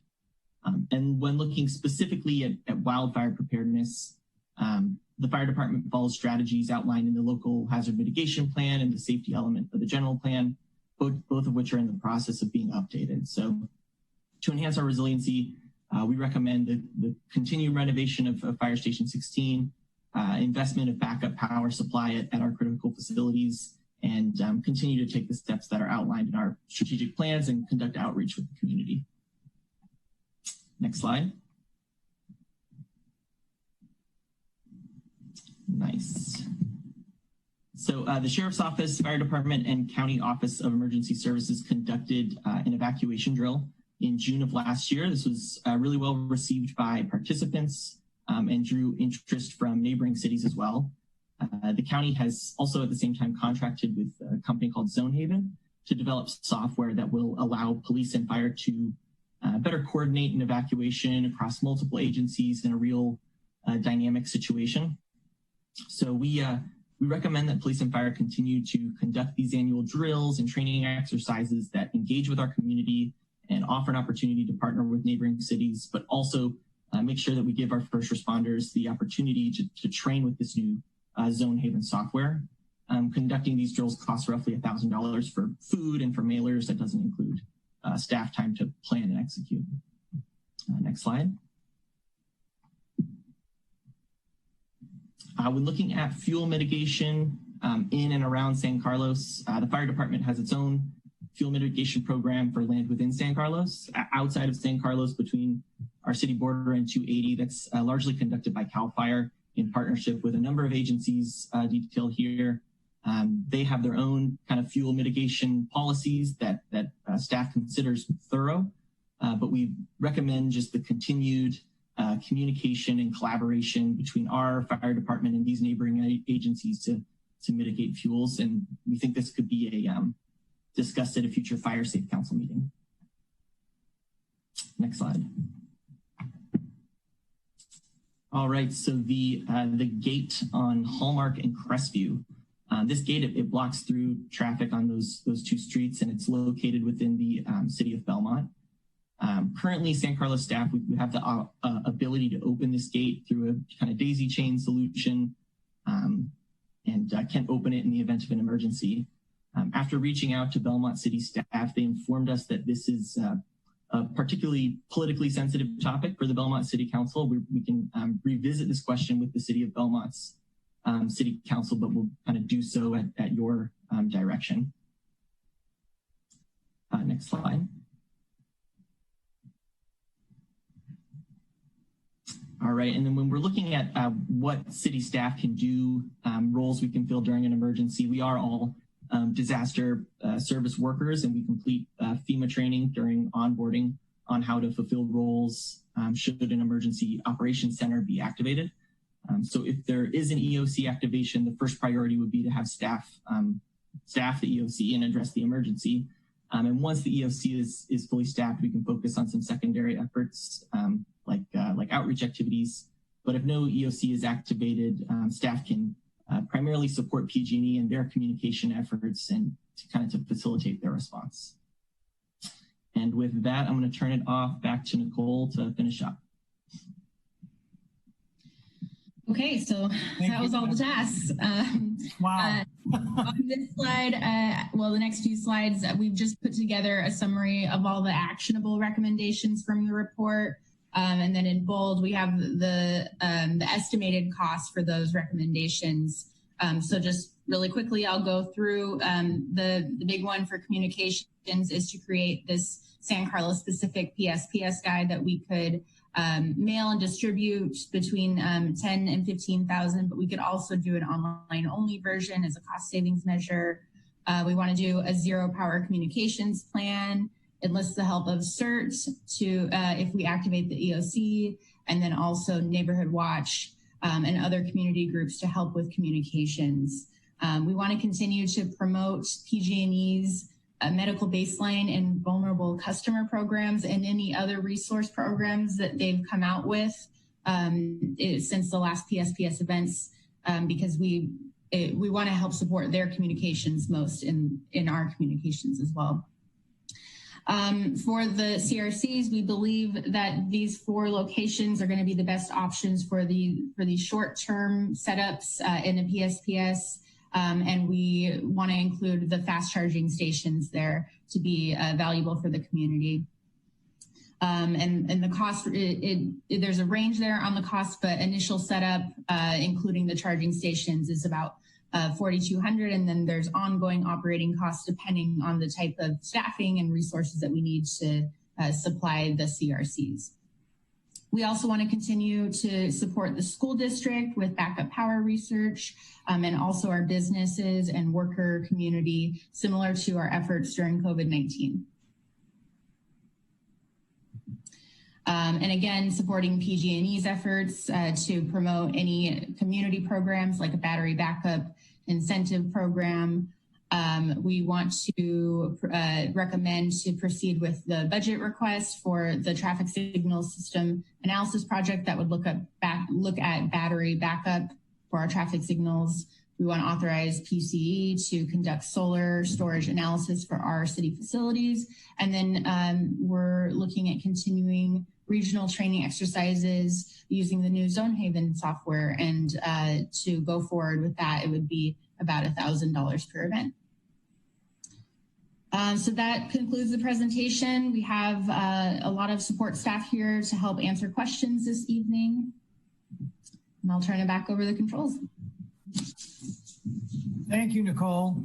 Terrific job, everyone. I know that you felt under the gun, but we really appreciate you just did a yeoman's job.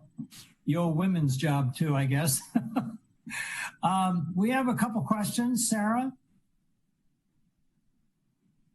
Thank you, Mayor. I just also wanted to commend staff. I think this report is phenomenal, and I can tell that 300 hours of staff time went into putting this together. It compiles so much research and lessons learned and best practices, and you guys looked at Half Moon Bay and Santa Rosa and so many different examples.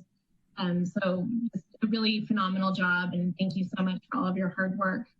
It also answers a lot of community questions. So I would really like to, I know in the report there was some research into how other cities are kind of putting the word out. I like the communications plan. I think that doing online and a mailer would be great. I think people really pay attention to the mailers.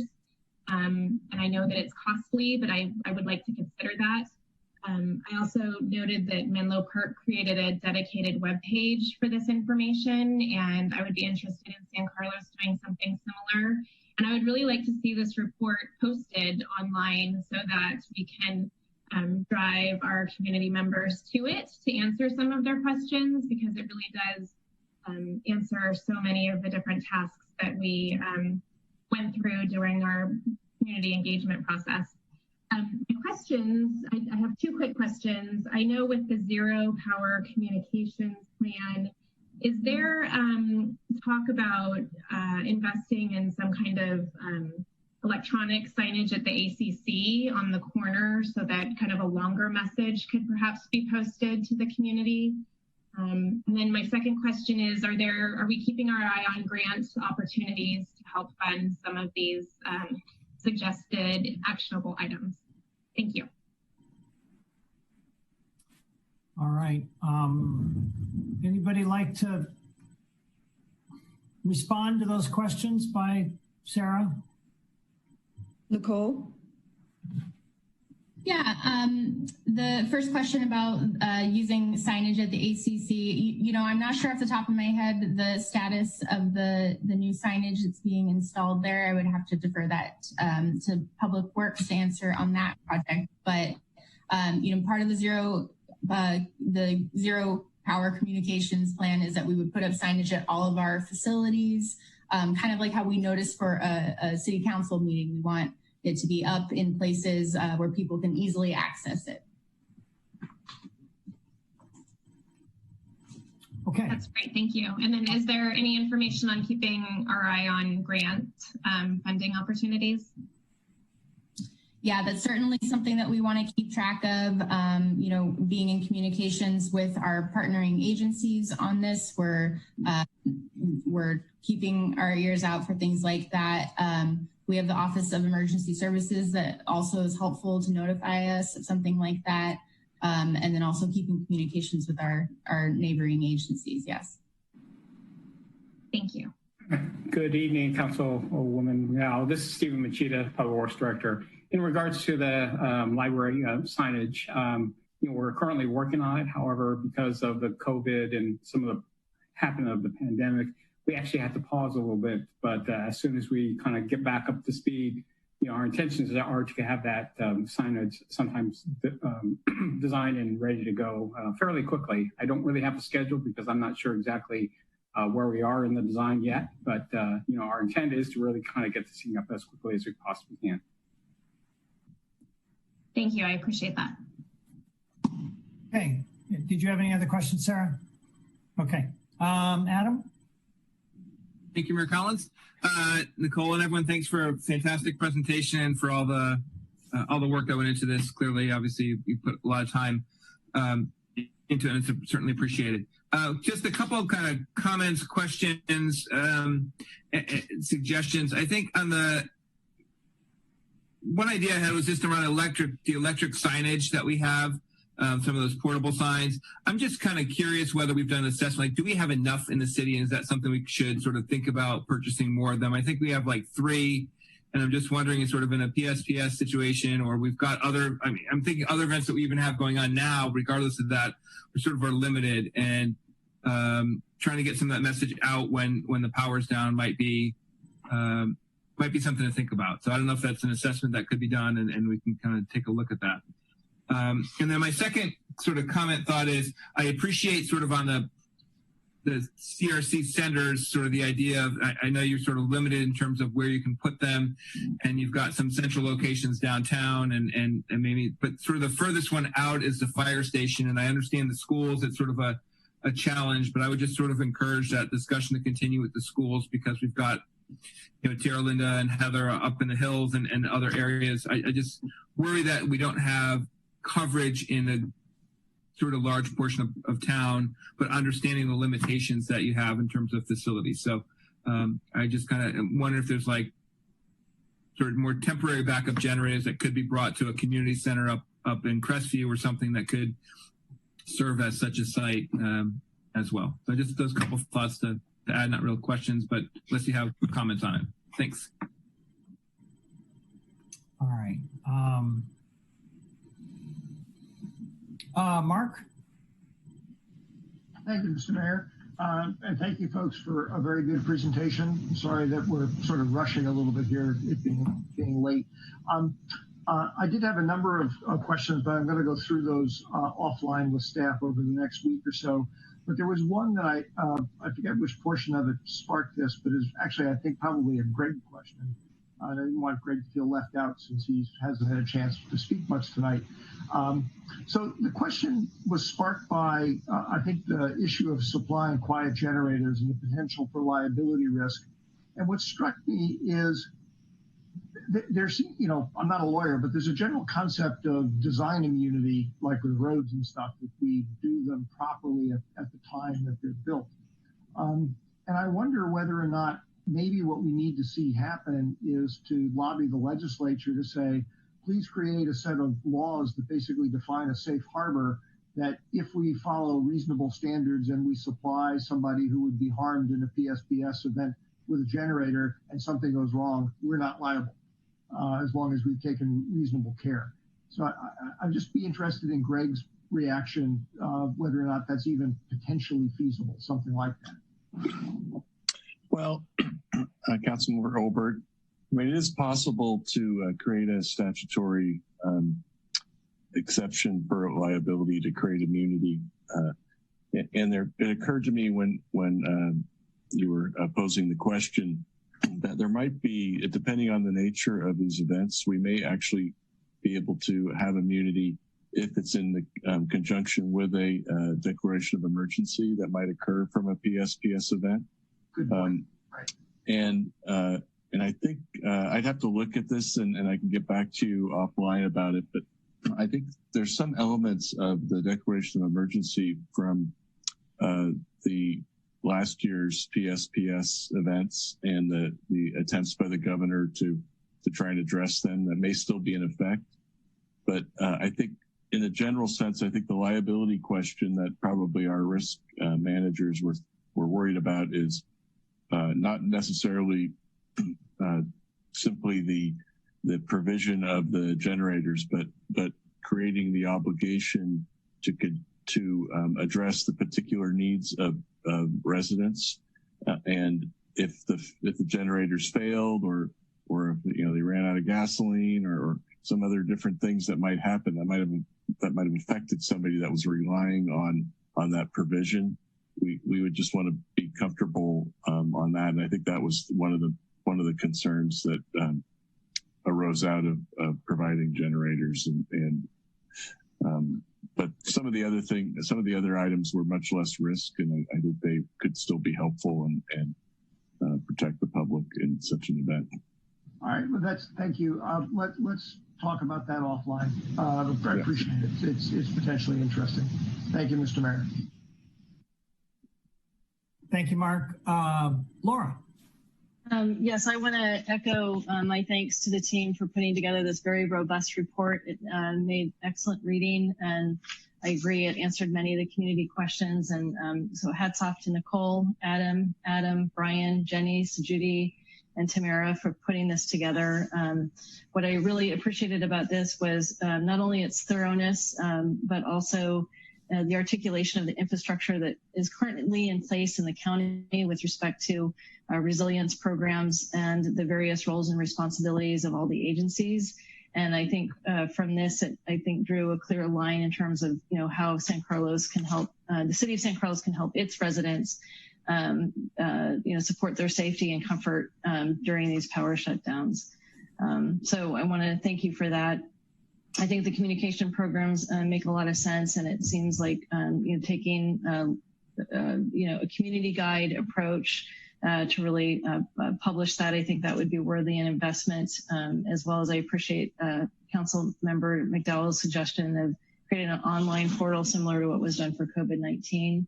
The traffic signal systems, I recollect that the traffic signals were a big issue when these power outages hit.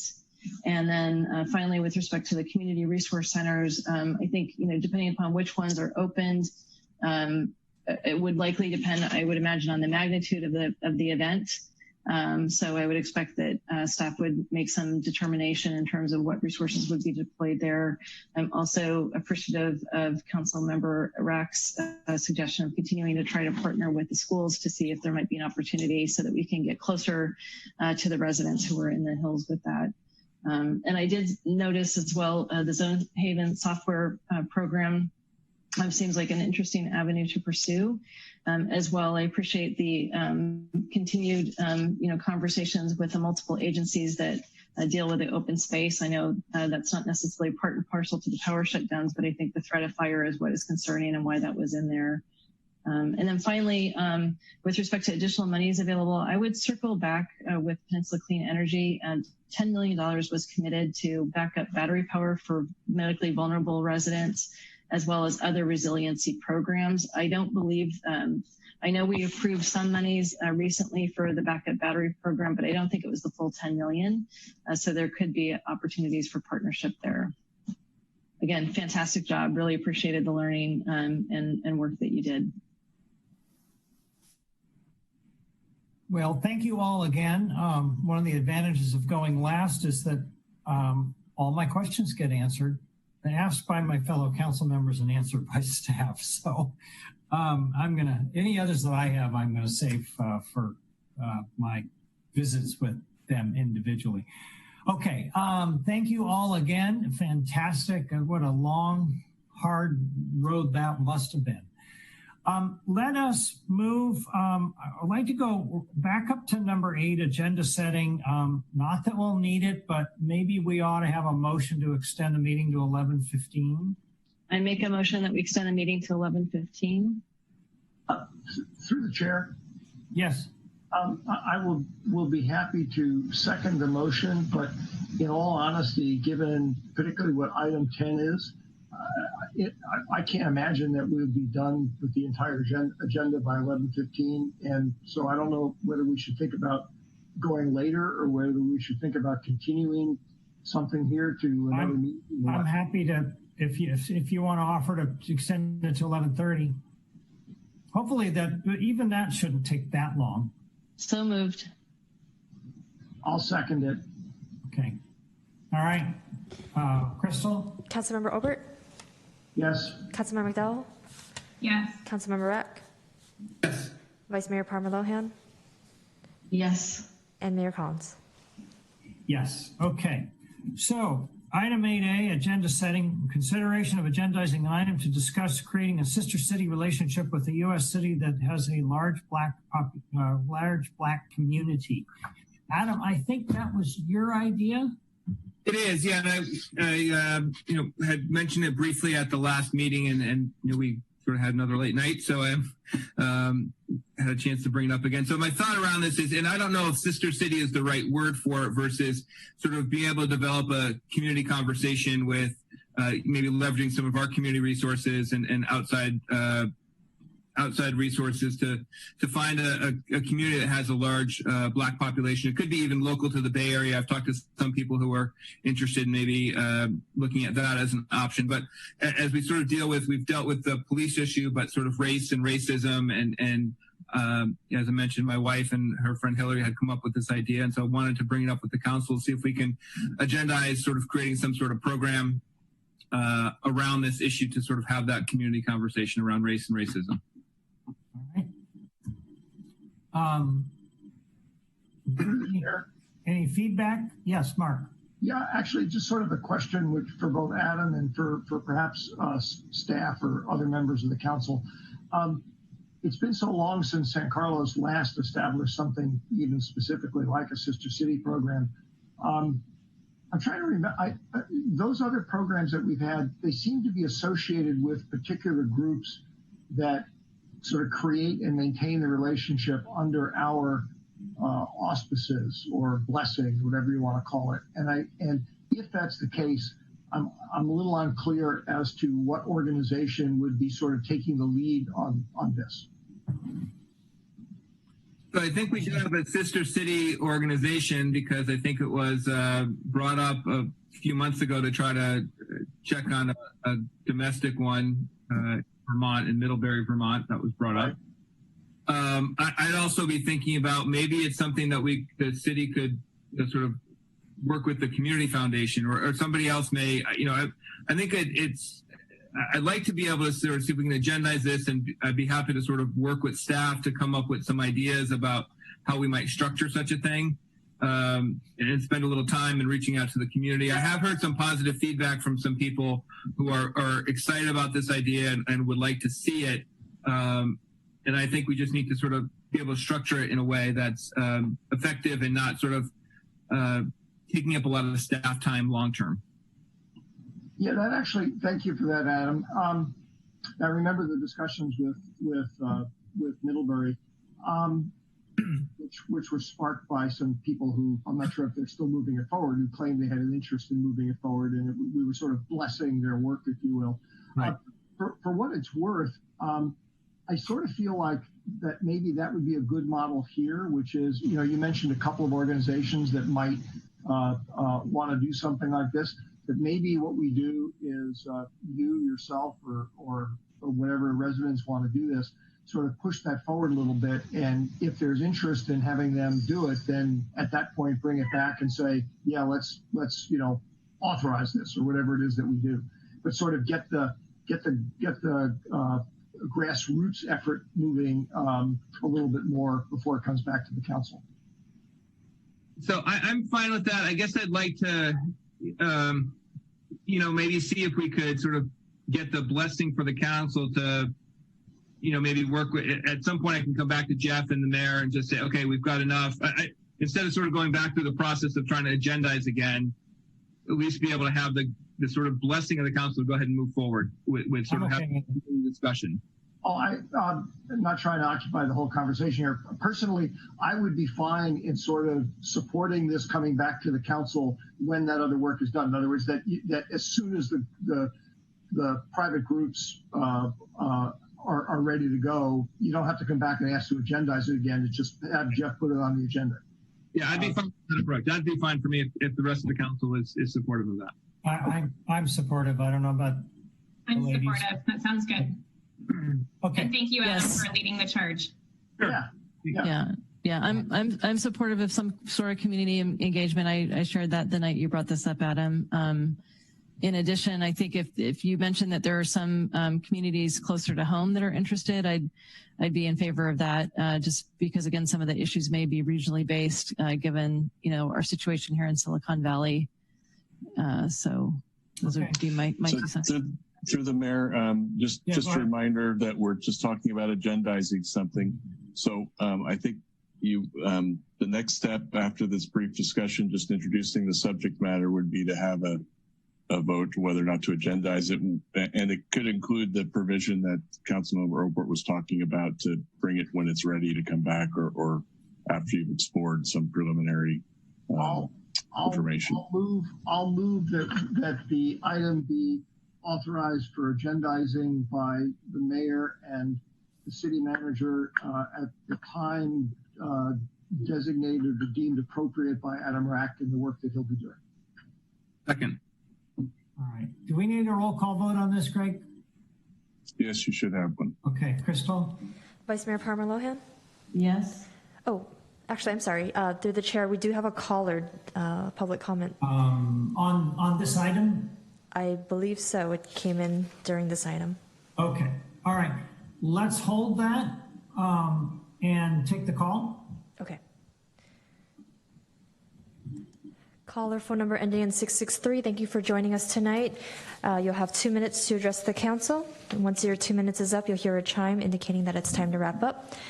I am now unmuting you. You are now on mute. If you can please introduce yourself before you begin, that would be great. Good evening. This is Commissioner Dana Johnson. Hello, Commissioner. And Thank you. I would like to commend actual council member Rack as well as the variety of council members that we have here in the regards of the Sister City project. Just as maybe a recommendation and some feedback as you are trying to consider how to structure this actual project, I would maybe suggest having some type of a subcommittee, and members of the community need to be, I would say, reaching out to people of color that may be within the community, officials that also identifies people of color, and maybe allies to come together with these organizations to actually structure this actual project in regards of Sister City. And I would probably look into renaming it. Thank you for your time and have a good evening. Thank you, Dana. Did we have any other callers, Crystal? No, no other callers. Okay, so we have a motion, I believe, in a second.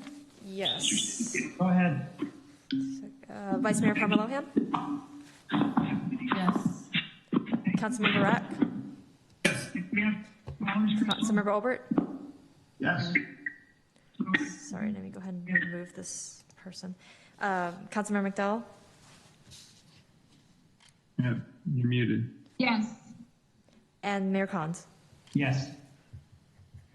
Okay, let's move on to 8B. This is consideration of agendizing an item of discussion about modifying Laurel Street closures from 6 and 700 block of Laurel Street. Provide the city manager with discretion to set hours and modify or terminate the program as needed, or consideration of terminating the program. So, through the chair, I believe that. Go ahead, Mark. I believe that was mine. And this grows out of stuff that we've talked about several times tonight. In my conversations with Jeff, about potentially adjusting the hours of operation of the closed off area, he looked into it, and the way we wrote the initial authorization resolution, he does not have the authority to do that, to make that kind of change. And so hence the purpose of this agenda setting item that I'd like us to discuss whether or not we would like to grant him such authority to do that kind of change, or to make other kinds of changes as well in order to realize the overarching goals of the program, which is to help the restaurants and merchants and community get through the COVID-19 crisis. Okay. Anybody else in agreement that we should have this conversation at our next meeting?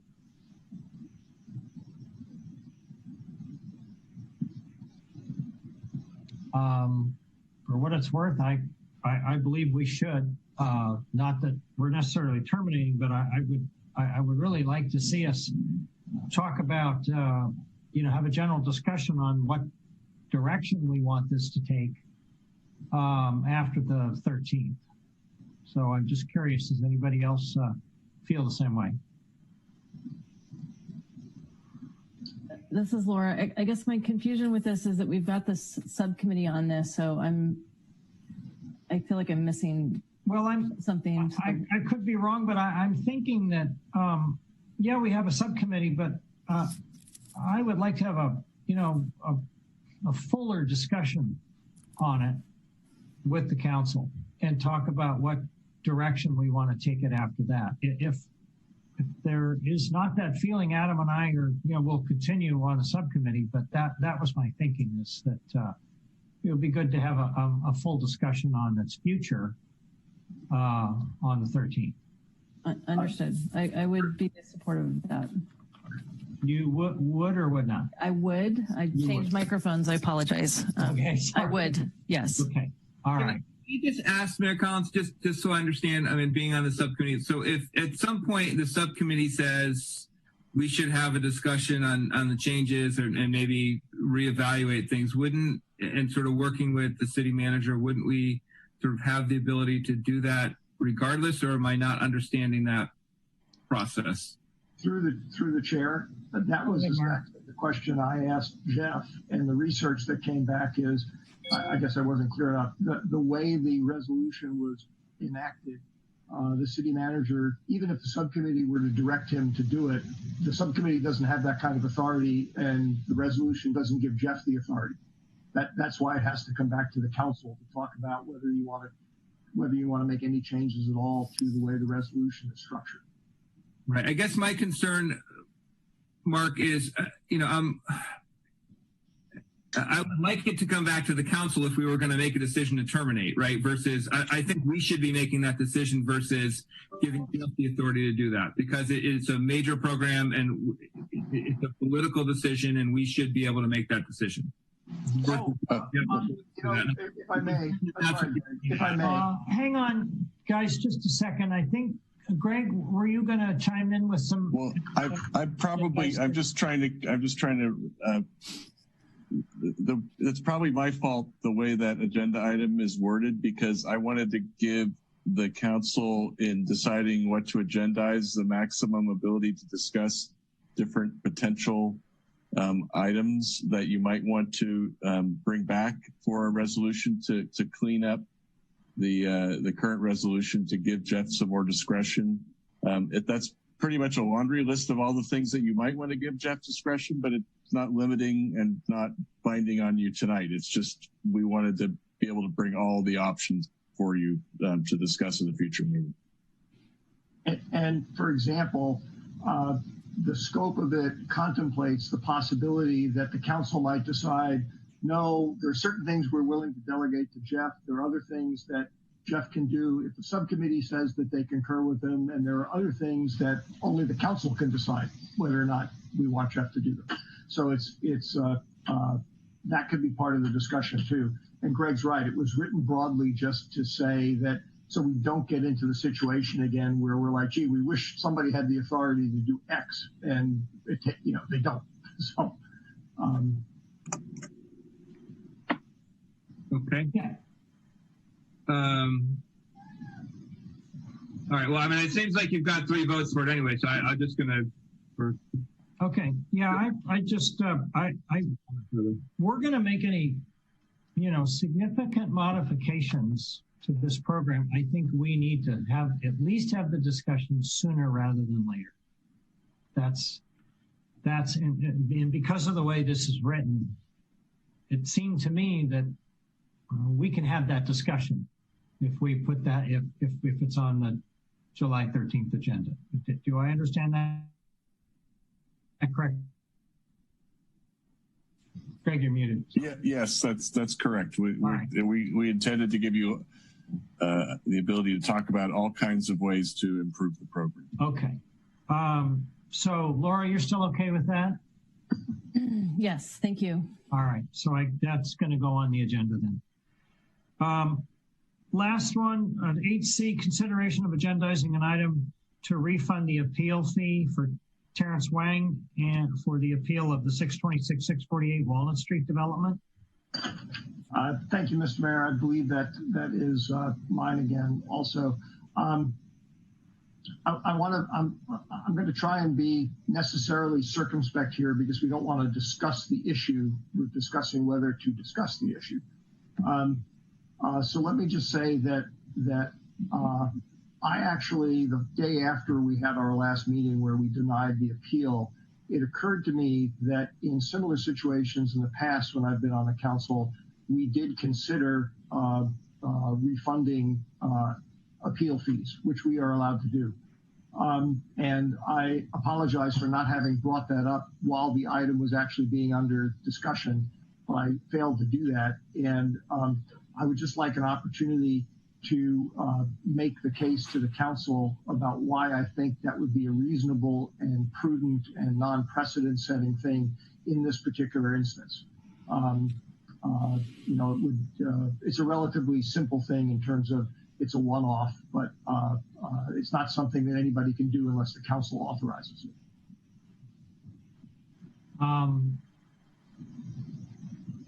Anybody want to contribute to that idea?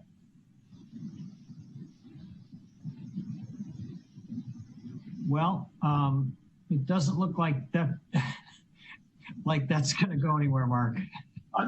That's okay. That's fine. For the record, I agree with you. I thought it was something we probably ought to at least talk about, but it doesn't seem like it has support. Well, that's two. Is there a third person? If there isn't, there isn't. Apparently not. Apparently not.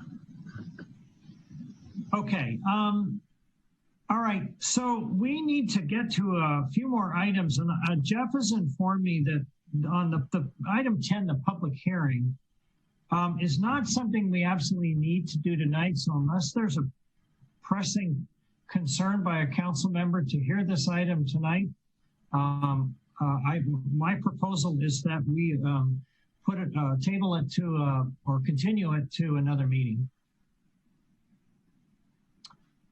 Not hearing anybody kicking and screaming about that one. So I'd be in favor. A motion to Greg or Jeff? Yeah, we should do it because it's a public hearing. Okay. We want to continue it to it, if possibly to a date certain. If we don't, we'll just have to renotice it. But if you could pick a meeting that you want to consider, that would work. So a motion to continue it to the July 13th meeting. I don't know what I'm not sure if the agenda is full on that meeting again, but it could be. All right. We can continue to that meeting. Okay. All right. So we can go for that meeting. Okay. Yeah, I make a motion to move item 10A to the July 13th meeting. We have a second? I'll second. All right. Motion and second. Any discussion? Any public speakers on this? No. Okay. Crystal? Councilmember McDowell? Yes. Councilmember Overt? Yes. Vice Mayor Palmer Lohan? Yes. Councilmember Rack? Yes. And Mayor Collins? Yes. Okay. Now we're going to move, because we dealt with 11, we're going to move to 12A, consideration of adopting a resolution, adopting memorandum of understanding between the City of San Carlos and Local 829 American Federation of State, County, and Municipal Employees, AFSCME, for the period of July 1, 2020 to June 30th, 2021. Rebecca? Sorry. Good evening, Council. Crystal, there is a presentation. Yeah, it's locking up. Give me one second. Oh. Okay, well, in the interest of time, I'll just go ahead and get started.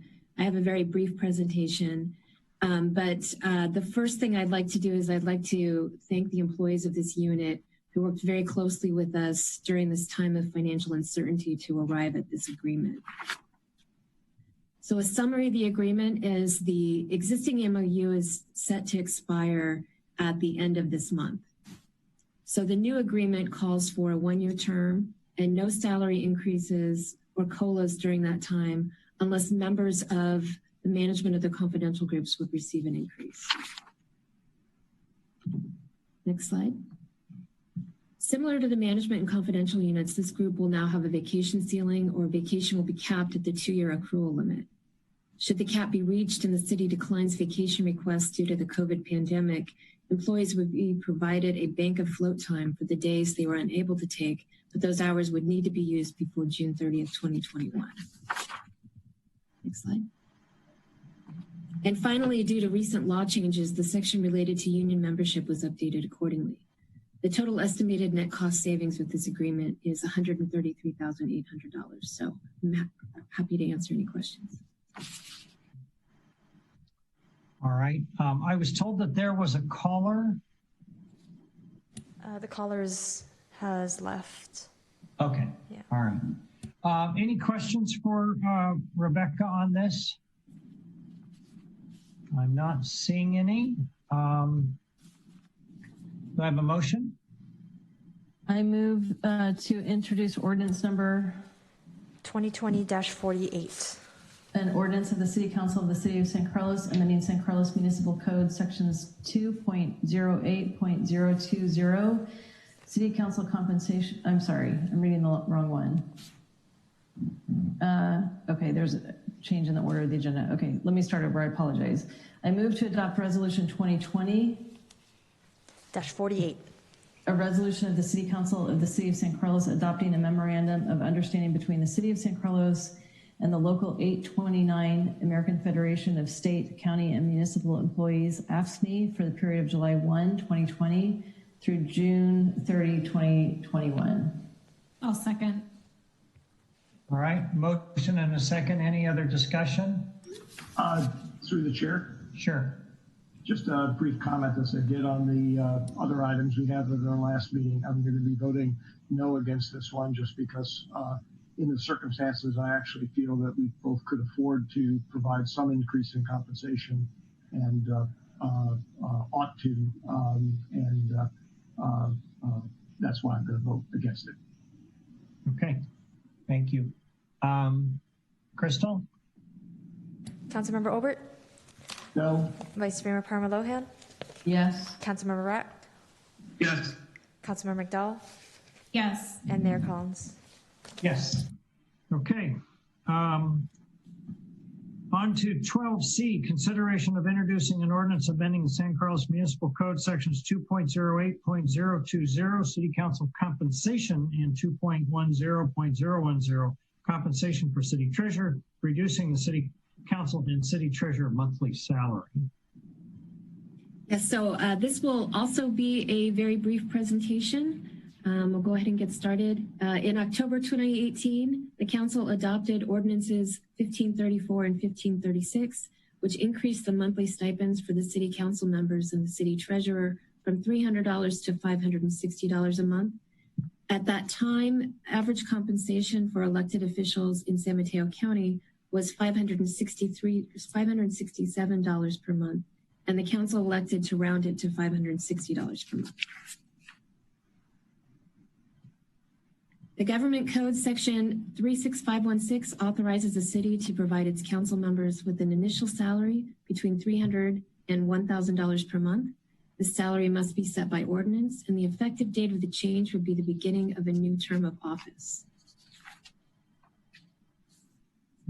So for your consideration tonight is to introduce an ordinance reducing the monthly salary 10% with an effective date of 12/14/2020. Or individuals, council members can waive any or all of their pay at any given time.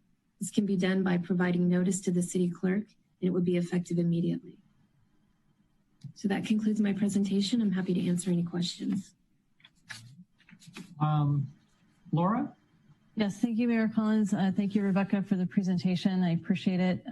So I was proposed that we have this conversation, and I appreciate staff's report. My belief on this is that immediate action is needed, and given the fact that we're about to go into a budgeting process and we recognize that about 10% of the budget will be reduced.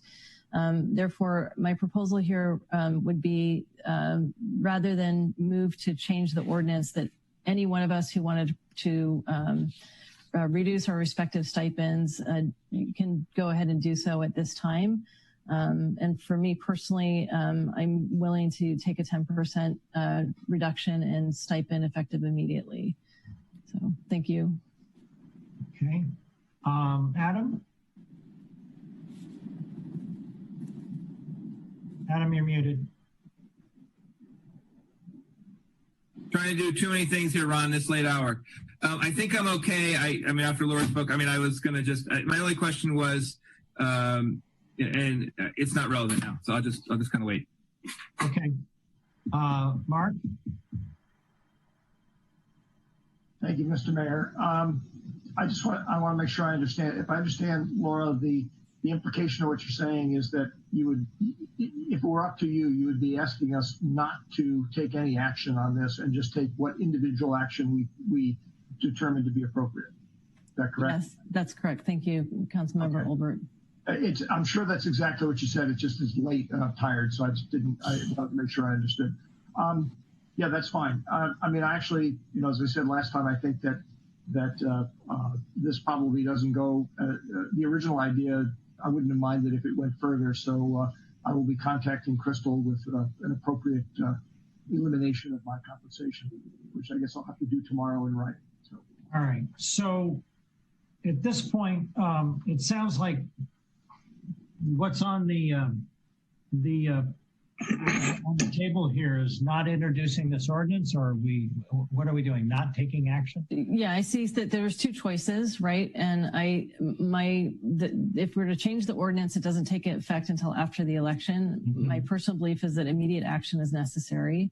So I'm recommending to pursue the option where each of us individually can reduce our compensation by whatever amount we feel comfortable with. And we just need to notice Crystal. So I'm noticing her that I'm willing at this point to reduce my compensation by 10% effective immediately. Okay. And I'm going to follow suit and make the same request. Okay. Mr. Mayor, no motion, no action on the ordinance change. And then again, it's individual decisions going forward. All right. And so we don't even need to vote on this? No vote required. Okay. Chair, since I was all right. Any other comments? Yes. Thank you, Laura. Yes, thank you, Laura. Good move. Thank you. Any other comments, or we'll move on to reflections and agenda setting? Any other items? Yes, just one brief comment through the chair about. Oh, sure, Mark. Sorry. I just wanted to mention that and consider this critical feedback, but not criticism. If I can draw a narrow distinction there, I would just encourage the mayor and the city manager to reflect on the last couple of meetings we've had. I think part of it has to do with things that we didn't deal with for a while that we have to deal with. Part of it had to do with this very different and somewhat less time efficient format that we're forced to deal with. But the meetings are running a little bit long, and even when they're running long, we're sort of shortchanging certain things like that last very good staff report that many people worked on. So I don't know whether the solution is to start the meetings earlier, have more meetings, or what, but I would just ask the two of you to reflect on it as you manage the agenda. Thank you, Mark. We will be doing that. You know me, I'm not a fan of long meetings, so this is... And I particularly appreciate that because I've discovered my cat must be channeling Bob Grisilli, because at 10:30 he starts coming in and climbing all over my chair. Okay. Any other comments? All right. Any staff comments on city administrative business? Nothing additional this evening, Mr. Mayor. All right. Thank you. Crystal, hopefully no one's left calling in? No. Good. All right.